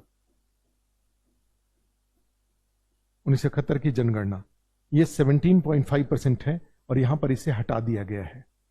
ठीक है, एक्चुअली ये बड़ा विवादास्पद मुद्दा था 1971 की जनगणना। एक्चुअली 1971 की जनगणना इसलिए इंपॉर्टेंट है, हाँ 1971 की जनगणना इसलिए इंपॉर्टेंट है कि उस समय तक उत्तर के राज्य और दक्षिण के राज्य सब में जनसंख्या वृद्धि दर ऑलमोस्ट एक समान था। माने जनसंख्या में किसी कहीं भी, चाहे वो बिहार हो, चाहे उत्तर प्रदेश हो, चाहे मध्य प्रदेश हो, चाहे राजस्थान हो, कहीं भी जनसंख्या, चाहे तमिलनाडु हो, चाहे केरल हो, कर्नाटक हो, सबकी जनसंख्या की स्थिति एक ही थी। ठीक है, अब 1971 के बाद साउथ के राज्यों ने जनसंख्या को कम करने के लिए उपाय किया, नॉर्थ के राज्यों ने जनसंख्या को कम करने के लिए उपाय नहीं किया, और नॉर्थ की जनसंख्या बढ़ गई और साउथ की जनसंख्या घट गई। अब अगर आप 1971 की जनगणना के आंकड़ों को राज्यों को पैसा देने के आधार के रूप में नहीं अपनाएंगे तो, और 2011 को अपना लेंगे ये नीचे वाला, तो इससे उत्तर के राज्यों को जनसंख्या बढ़ाने के आधार पे केंद्र से ज्यादा पैसा मिलेगा, और दक्षिण के राज्यों ने जिन्होंने जनसंख्या को कम करने के लिए उपाय किया उनको पैसे कम हो जाएंगे। ठीक है, तो इससे तो दक्षिण के राज्य नाराज हो जाएंगे, भाई हमने जनसंख्या नियंत्रित करने के लिए उपाय किया तो हमें पनिशमेंट मिल रहा है, और जिन्होंने उपाय नहीं किया उनको इंसेंटिव मिल रहा है। ठीक है, तो 2015 ये 15वें वित्त आयोग का जब गठन किया गया था तो एक उत्तर दक्षिण विभाजन के रूप में स्थिति आई। ये तमिलनाडु के जो अभी विपक्ष के नेता हैं स्टालिन, इन्होंने चाहे कई राज्यों ने ऐसा इसका विरोध किया। ठीक है, चूंकि 15वां वित्त आयोग को राष्ट्रपति ने यह कहा कि आगे से 15वें वित्त आयोग से आप राज्यों को पैसा देने में 1971 की जनगणना के आंकड़ों को छोड़ने तथा 2011 के जनगणना के आंकड़े को अपनाने के बारे में आप सुझाव दीजिए। और जैसे ही छोड़ने और अपनाने की बात की गई, दक्षिण के राज्यों ने इसका विरोध किया, लेकिन एनके सिंह ने बड़ा स्मार्टली इन विवाद का समाधान कर दिया। 1971 को उन्होंने छोड़ा तो साथ में एक जनसंख्या को नियंत्रित करने के लिए जो उपाय का एक नया आधार जोड़ दिया, जिससे कि साउथ के राज्यों का जो शिकायत था वो शिकायत दूर हो गया। ठीक है, तो अब यहां पे लिख दीजिए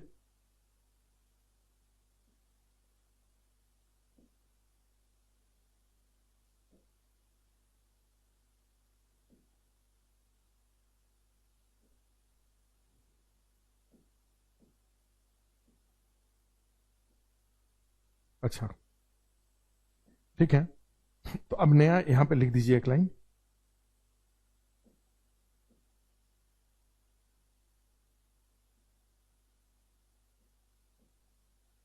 नया लिखिए, ये जनगणना जनगणना 2000 1971, और इसका आधार लिख दीजिए। लिख लिए होंगे आप लोग 2000 जनगणना, फिर जनगणना 2011, और फिर जननांकीय जननांकीय प्रयास जननांकीय प्रयास, और फिर एक और था वनाच्छादन छादन। किसी राज्य में जंगल का विस्तार ज्यादा होगा तो उसको अधिक पैसे। अच्छा, तो 14वें वित्त आयोग ने वनाच्छादन को आधार बनाया था। 15वें वित्त आयोग ने इसको क्या किया? 15वें वित्त आयोग ने इसको खत्म कर दिया। ठीक है, ध्यान रखिए। उसी तरह से जननांकीय सुधार एक नया आधार के रूप में शामिल किया गया। पहले इसको नोट कर लीजिए। वनाच्छादन को इन्होंने आधार के रूप में छोड़ दिया है 15वें ने। किसी राज्य में यही था, मैंने बताया 1971 की जनगणना के आधार को हटाएंगे तो। अब इसमें नेक्स्ट लिख लो, एक और लिख लो। अब नया आधार इन्होंने ले लिया, फॉरेस्ट एंड इकोलॉजी, वन एवं पारिस्थितिकी, वन एवं पारिस्थितिकी, ये नया आधार लिया जो कि 14वें वित्त आयोग में नहीं था। 15वें वित्त आयोग में ये ले लिया 10% का। और कर एवं राजकोषीय सुधार,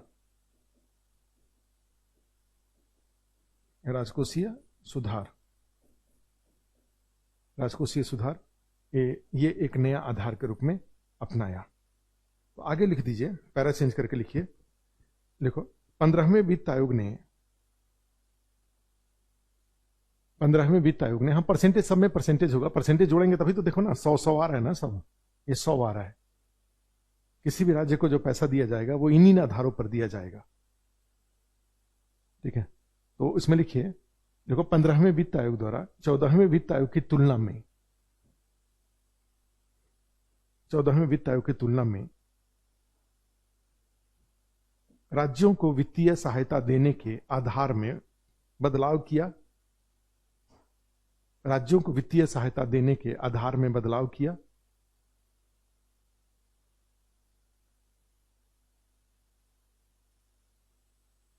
जैसे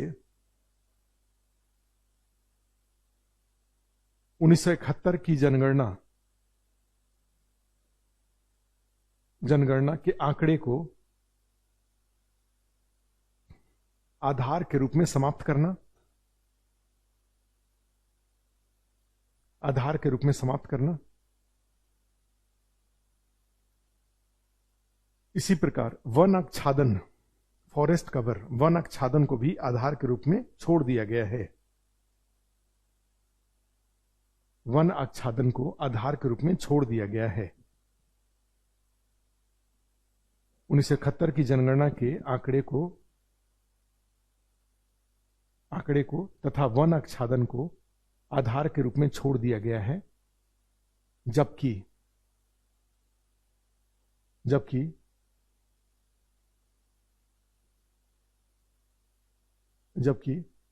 2011 की जनगणना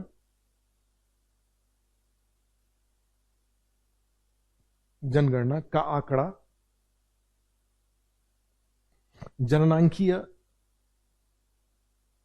जननांकीय व्यवहार,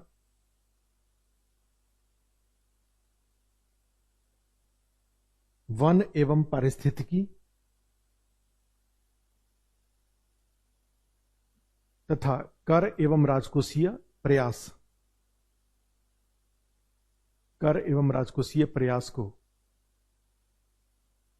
नए आधार के रूप में स्वीकार किया गया है।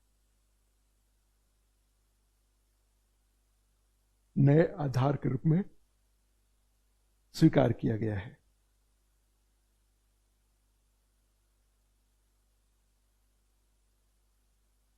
क्या लिखें? नए आधार के रूप में स्वीकार किया गया है।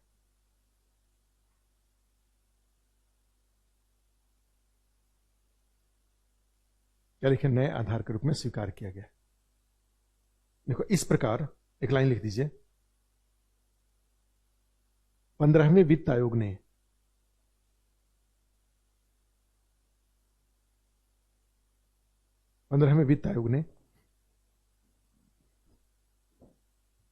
अपने लिए सौंपे गए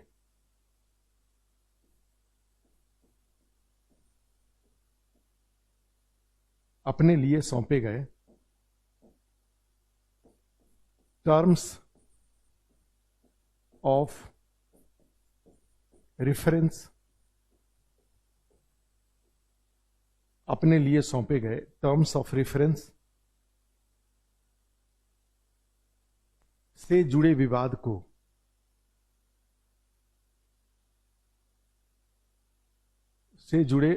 को समाप्त कर दिया है।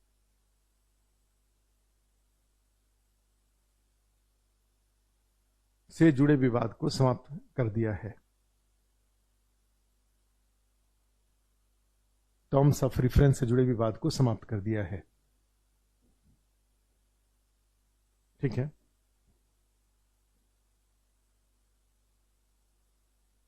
समाप्त कर दिया गया है। आगे लिखिए। देखो इस आयोग द्वारा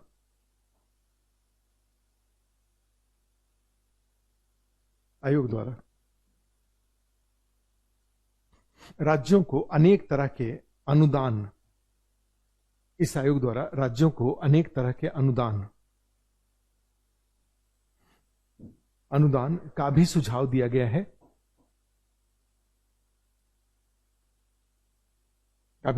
गया है।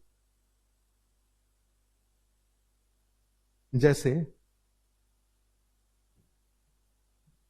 स्थानीय निकायों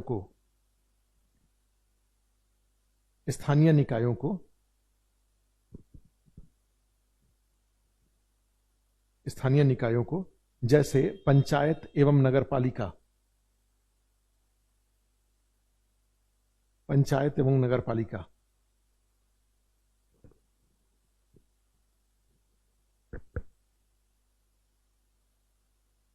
देखो आपदा प्रबंधन के लिए भी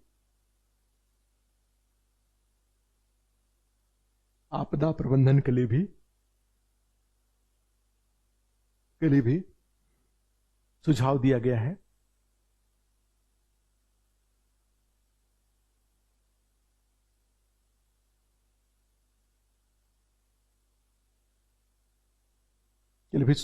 है। जैसे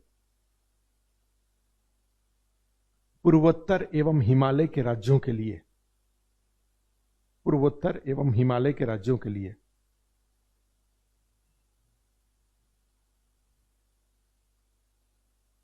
90% केंद्र 10% राज्य 90% केंद्र 10% राज्य।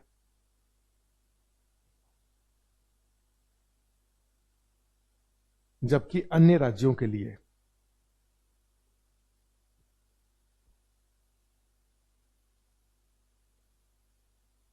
75% केंद्र 25% राज्य।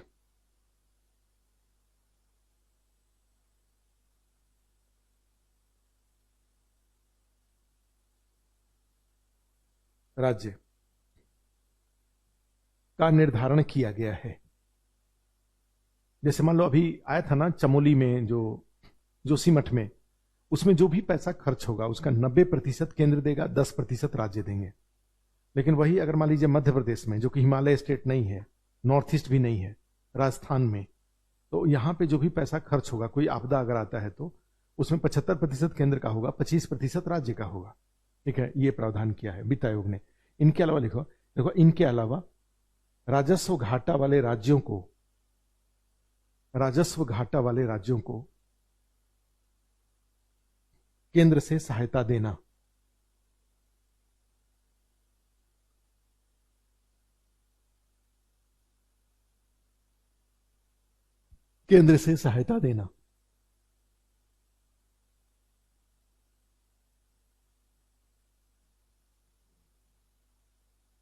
पैरा चेंज करके लिखिए, पैरा चेंज करके देखो, आयोग द्वारा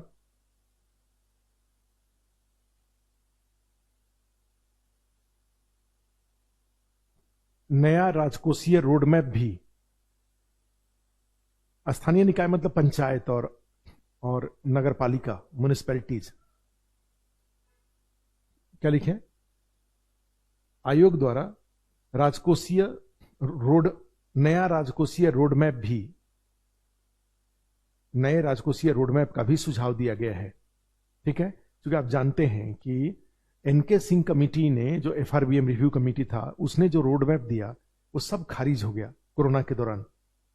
ठीक है, तो अब ऐसी स्थिति में 15वें वित्त आयोग ने, जिसके अध्यक्ष एनके सिंह थे, नया रोडमैप इन्होंने जारी किया है, राजकोषीय रोडमैप कहा जाए, नया राजकोषीय रोडमैप जारी किया गया है। क्या क्या है उसमें, फर्स्ट लिखिए, राजकोषीय घाटे को, राजकोषीय घाटे को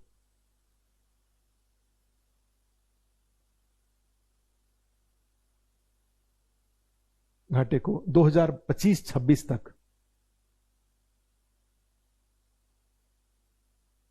25-26 तक 4% 4% तक नियंत्रित करना।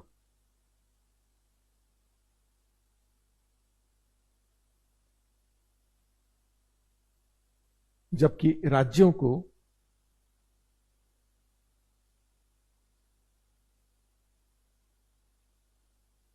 इसे 3% तक नियंत्रित करना, राज्यों को इसे 3% तक नियंत्रित करना।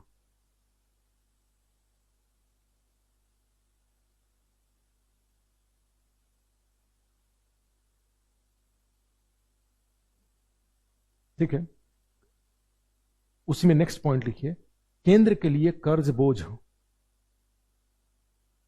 केंद्र के लिए कर्ज बोझ को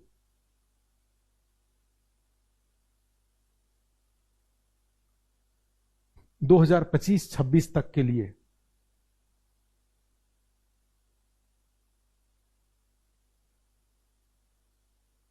25-26 तक के लिए 56.6% करना, 56.6% तक नियंत्रित करना।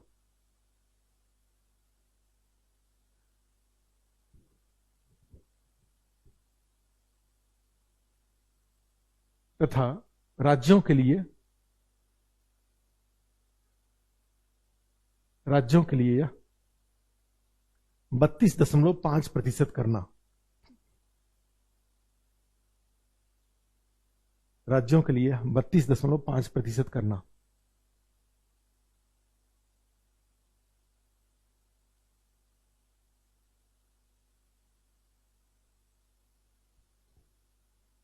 बत्तीस दशमलव पांच प्रतिशत करना।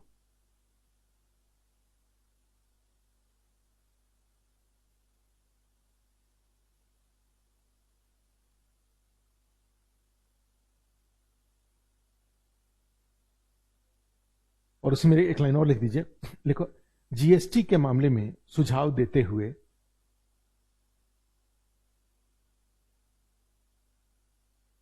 जीएसटी के मामले में सुझाव देते हुए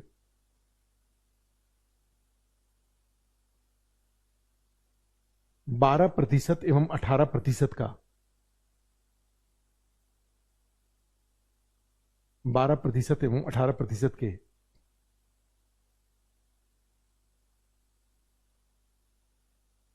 विलय करने का सुझाव दिया गया है।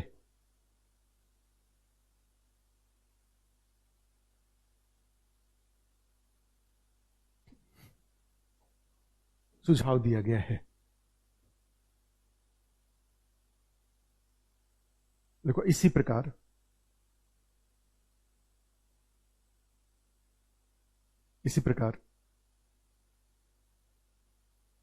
स्वास्थ्य व्यय को, स्वास्थ्य व्यय को राज्यों द्वारा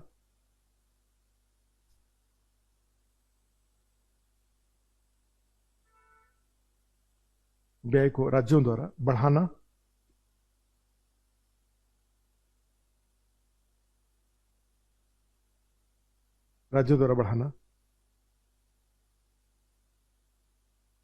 तथा सेना के आधुनिकीकरण के लिए सेना के आधुनिकीकरण के लिए सेना के आधुनिकीकरण के लिए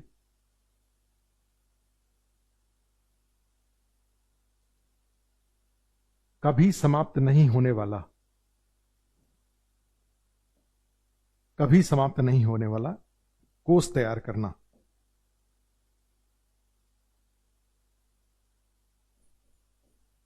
कभी नहीं होने वाला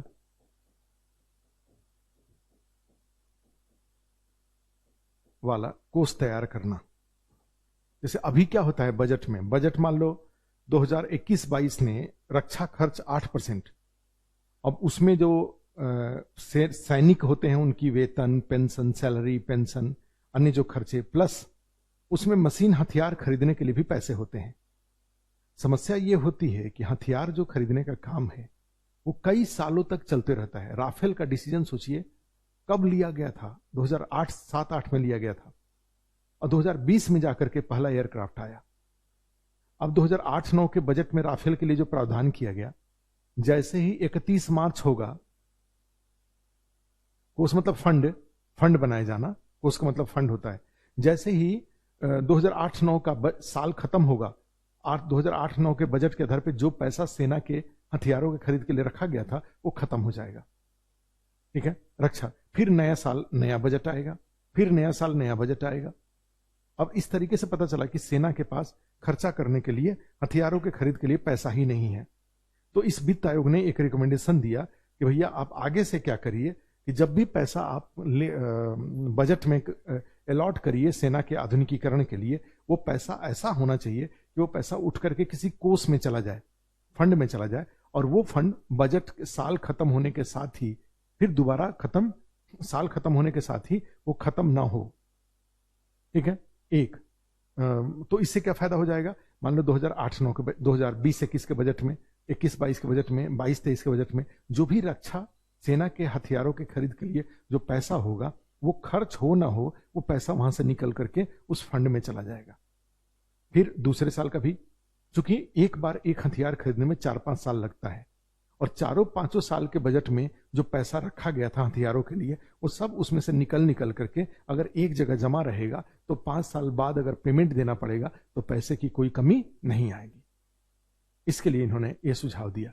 और जीएसटी वाली जो बात है, तो जीएसटी में इनका कहना यह है कि भाई आप जो 4 दर लेके चलते हैं, 5 और 28, ये तो रखिए, क्योंकि कुछ लग्जरी गुड्स हैं उस पर 28 रखिए, कुछ जो जरूरी गुड्स है उस पर 5 रखिए, लेकिन ये 12-18 बड़ा कंफ्यूजिंग है।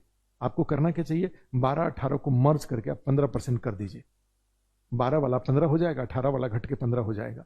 तो इससे जो कई सारे वस्तुओं पर जो कंफ्यूजन होता है वो कंफ्यूजन नहीं रहेगा। ठीक है, ये इसकी बात है, इसमें था। पैरा चेंज करके लिख दीजिए। देखो इस प्रकार 15वां वित्त आयोग कोरोना आपदा के दौरान, 15वां वित्त आयोग कोरोना आपदा के दौरान उत्पन्न चुनौतियों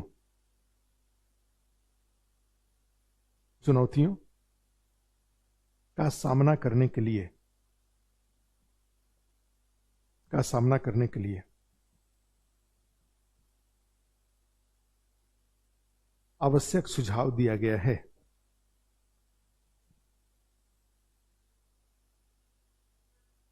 जिसे सरकार द्वारा सरकार द्वारा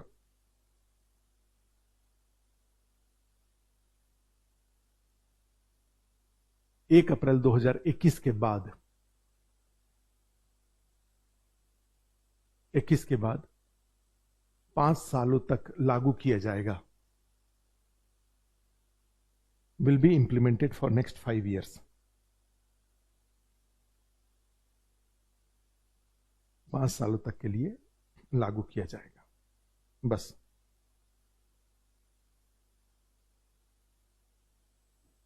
तो ये था आपका आपका ये एक बड़ा टॉपिक था, सार्वजनिक वित्त का बजटीय प्रणाली का। तो ये हम लोगों को काफी टाइम लगा पूरा करने में, 1 सप्ताह से ज्यादा समय, 5, 2, 7 दिन लग गया इसको पूरा करने में।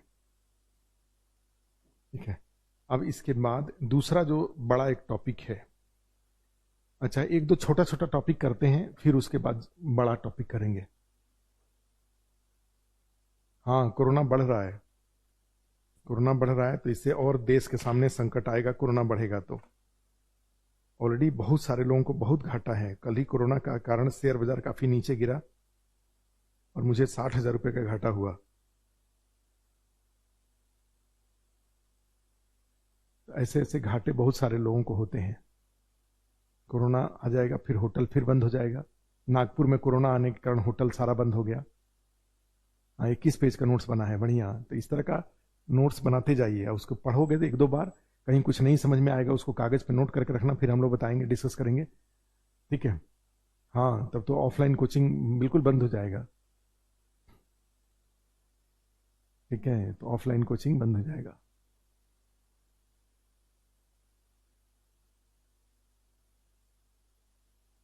ठीक है, तो आप लोगों का जो अपना व्हाट्सएप ग्रुप होगा, पीडीएफ का व्हाट्सएप ग्रुप होगा, किसी ने हिंदी इंग्लिश में जो भी होगा उसको आप ग्रुप में शेयर कर दीजिएगा। 40 पेज का नोट्स बना है, हाँ ठीक है, अच्छी बात है। तो उसका कोई आप लोगों का जो व्हाट्सएप ग्रुप होगा उसमें शेयर कर लीजिएगा। बाकी जो कई लोग नहीं लिख पाए होंगे तो वो उसको नोट कर लेंगे। अब एक और टॉपिक एक लिखिए, 1-2 छोटा छोटा टॉपिक करते हैं, जिससे आपका थोड़ा कॉन्फिडेंस रहेगा कि हमारे कई सारे टॉपिक पूरे हुए। उसके बाद और थोड़ा आसान टॉपिक लेते हैं। ठीक है, अब हेडिंग लिखिए, एक और लिखिए, योजना आयोग एवं नीति आयोग। ये छोटा टॉपिक है, इसको कर लेते हैं, योजना आयोग और नीति आयोग। तो फिर मुद्रा बैंकिंग एक बड़ा टॉपिक है, उसको हम लोग बाद में करेंगे। ठीक है, अभी आप इसको करिए, नोट करिए, योजना आयोग, आयोग एवं नीति आयोग। योजना आयोग और नीति आयोग, ये हेडिंग डालिए। हाँ, अब इसमें 3 टॉपिक इसमें हम लोग करेंगे। एक, योजना आयोग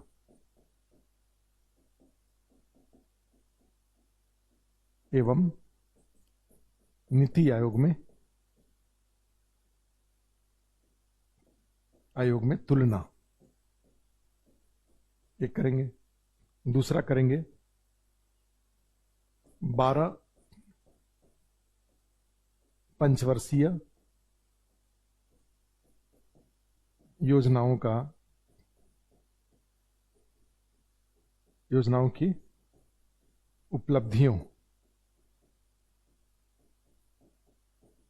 की समीक्षा। भाई 12 पंचवर्षीय योजनाएं देश में लागू हुई, उनकी क्या उपलब्धियां रही। ठीक है, और लास्ट में दिगंबर जी इस तरह का क्वेश्चन क्यों पूछ रहे हैं आप? ये आईएएस की क्लास है, आप काफी देर से ये पूछ रहे हैं ये बात। ठीक है, तो ये आईएएस की क्लास है नहीं, इसमें हर स्टेट के लोग हैं, इसमें राजस्थान के भी हैं, इसमें हरियाणा के भी हैं, इसमें पंजाब में, इसमें मध्य प्रदेश के भी हैं, कई अलग अलग राज्यों के लोग हैं। तो ये क्लास तो उसके लिए आप उसके अनुसार पढ़िए ना। 12 पंचवर्षीय योजनाओं की उपलब्धियों की समीक्षा, और उसके बाद तीसरा है नीति आयोग। पीछे नीति आयोग की को भी काम करते हुए ऑलमोस्ट 6 साल हो गया, 2015, 16, 17, 18, 19, 20 और अब 21, 6 साल हो गया, कंप्लीट हो गया है 6 साल। नीति आयोग की उपलब्धियों की समीक्षा।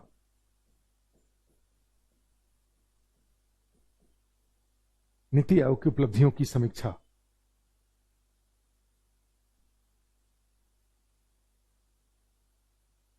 अब देखो, ये तो अपना वहां से बात करिए, प्रबंधन से बात करिए, उनका क्या तरीका है, तो उनका क्या तरीका है उनसे बात करिए। अदरवाइज माने ऐसा होता है टेलीग्राम पे, या जो इसको कोर्स कोऑर्डिनेटर है उनको बोलिए कि सर, जैसे आप में से ही सब लोगों ने जो नोट्स, वो नोट्स एक दूसरे के साथ शेयर कर लीजिए, क्लास नोट्स, किसी का कुछ छूट जाता है, किसी का कुछ हो जाता है, तो वो सब आप वहां पे एक बार बात कर लीजिए। नहीं, इकोनॉमिक सर्वे करने की जरूरत नहीं है। देखो, इकोनॉमिक सर्वे तो अब हम लेते ही जा रहे हैं ना सारा। जैसे अभी तो पूरा बजट लिया, बजट में कोई इकोनॉमिक सर्वे था नहीं।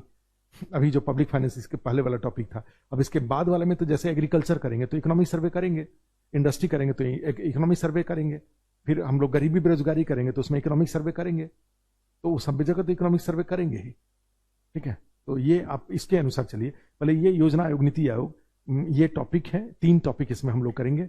एक ये टॉपिक और फिर तीसरा ये टॉपिक, नीति आयोग और उसके उपलब्धियों की समीक्षा, 12 पंचवर्षीय योजनाओं की उपलब्धियों की समीक्षा, और योजना आयोग और नीति आयोग में तुलना, ये कंपैरिजन है। सब में सबसे सारे के सारे इंपॉर्टेंट हैं और सबसे क्वेश्चन पूछा जाएगा। आगे लिखिए, हेड एक लिख दीजिए, फर्स्ट टॉपिक लिख दीजिए, योजना आयोग एवं नीति आयोग में तुलना।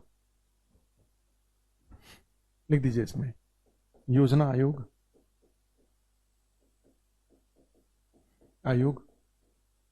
एवं नीति आयोग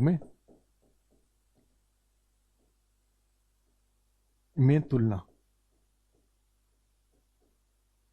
ठीक है, और उसमें लिखिए एक लाइन, भारत में सोवियत संघ के प्रभाव में, भारत में सोवियत संघ के प्रभाव में। हाँ ठीक है, बजट बदलेगा तो आपको, अब इसको पढ़ोगे तो बजट समझ में आएगा, आगे बजट समझ में आएगा, आपको दिक्कत नहीं होगा।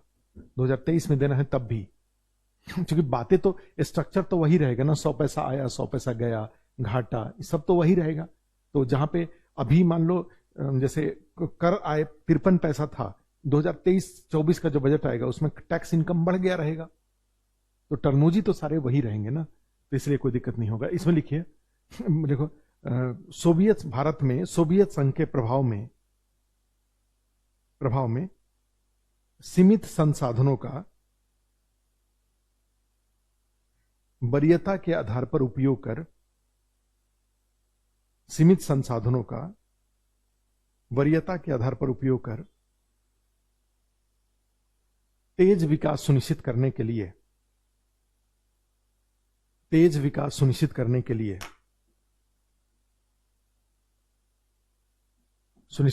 लिए, योजना आयोग का गठन किया गया।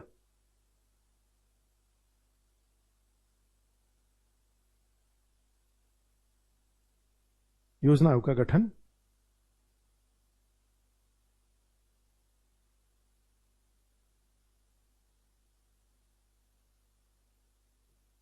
क्या लिखे, योजना आयोग का गठन किया गया। देखो, इससे पहले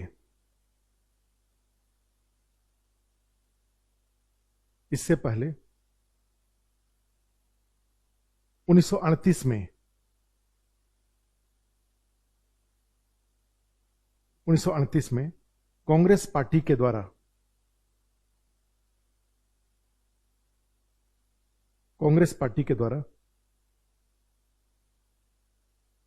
स्वतंत्र भारत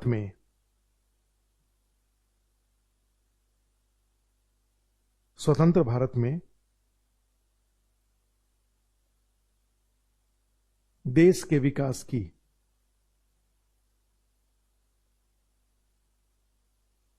दिशा तय करने के लिए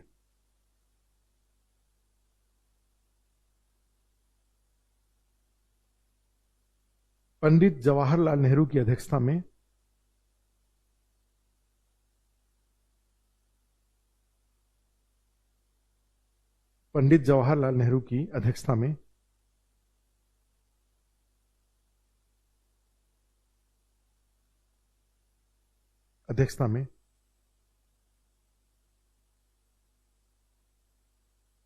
राष्ट्रीय योजना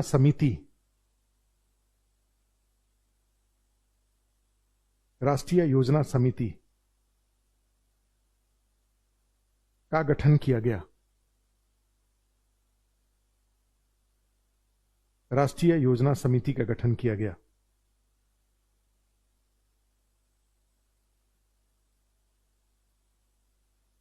क्या लिखे, राष्ट्रीय योजना समिति का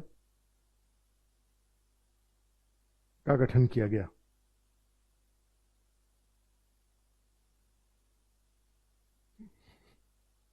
ठीक है, देखो, योजना आयोग का मुख्य कार्य, हाँ, अधिकांश सुझाव माना जाता है, बाध्यकारी नहीं है लेकिन माना जाता है, अधिकांश सुझाव वित्त आयोग का मान लेता है, सरकार द्वारा मान लिया जाता है। क्या लिखे? क्या लिखे? जा, तो भूल गए।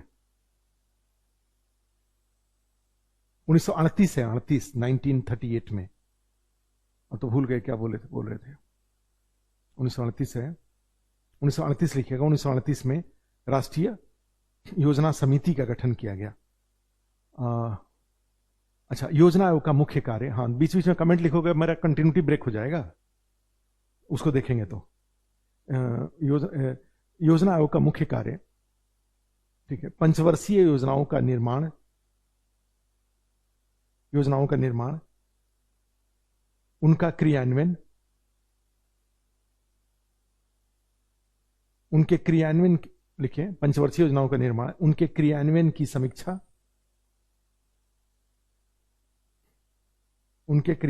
समीक्षा, तथा बजट के योजनागत व्यय का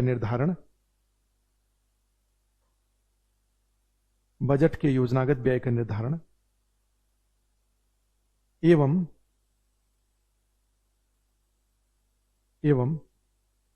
राज्यों को संसाधनों का वितरण का कार्य करना, राज्यों को संसाधनों के वितरण का कार्य करना।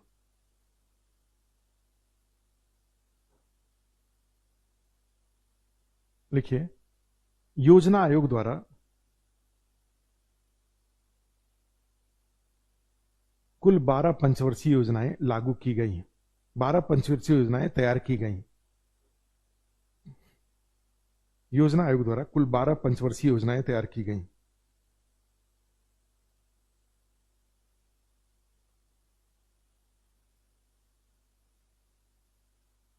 देखो, 1 जनवरी 2015 से 1 जनवरी 2015 से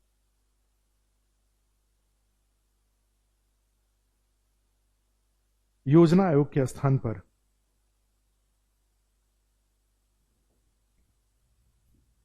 नीति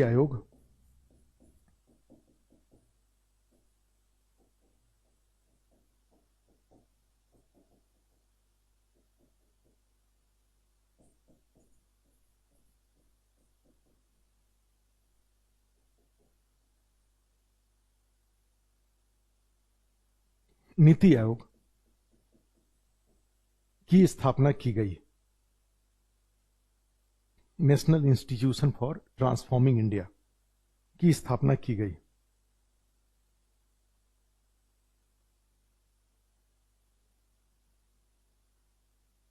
नीति आयोग की स्थापना की गई। देखो, इसके द्वारा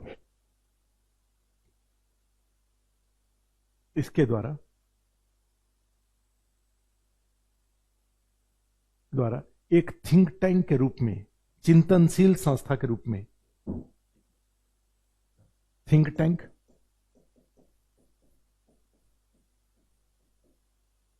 चिंतनशील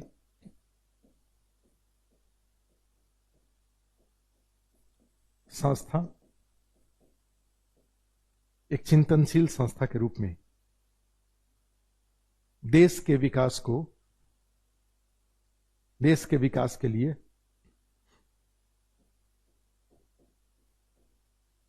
रणनीतिक सुझाव दिए जा रहे हैं। देश के विकास के लिए रणनीतिक सुझाव दिए जा रहे हैं।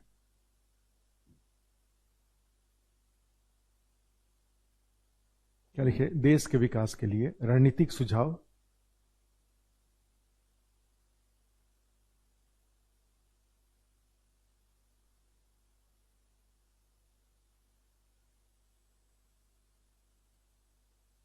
देश के विकास के लिए रणनीतिक सुझाव दिए जा रहे हैं। देश के विकास के लिए रणनीतिक सुझाव दिए जा रहे हैं। Full stop. देखो, दोनों संस्थाओं में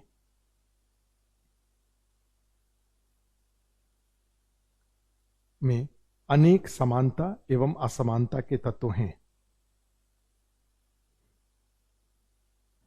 दोनों संस्थाओं में अनेक समानता एवं असमानता के तत्व हैं। जैसे, और एक टेबल बना लीजिए हेडिंग लिख करके, योजना आयोग एवं नीति आयोग समानता असमानता।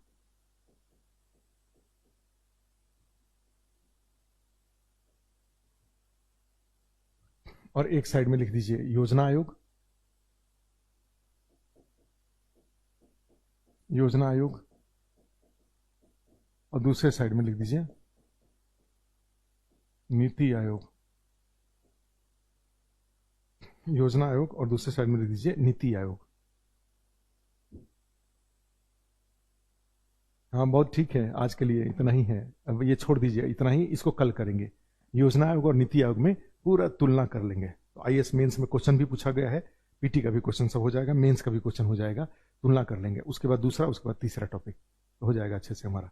ठीक है, कल मिलते हैं फिर। ओके।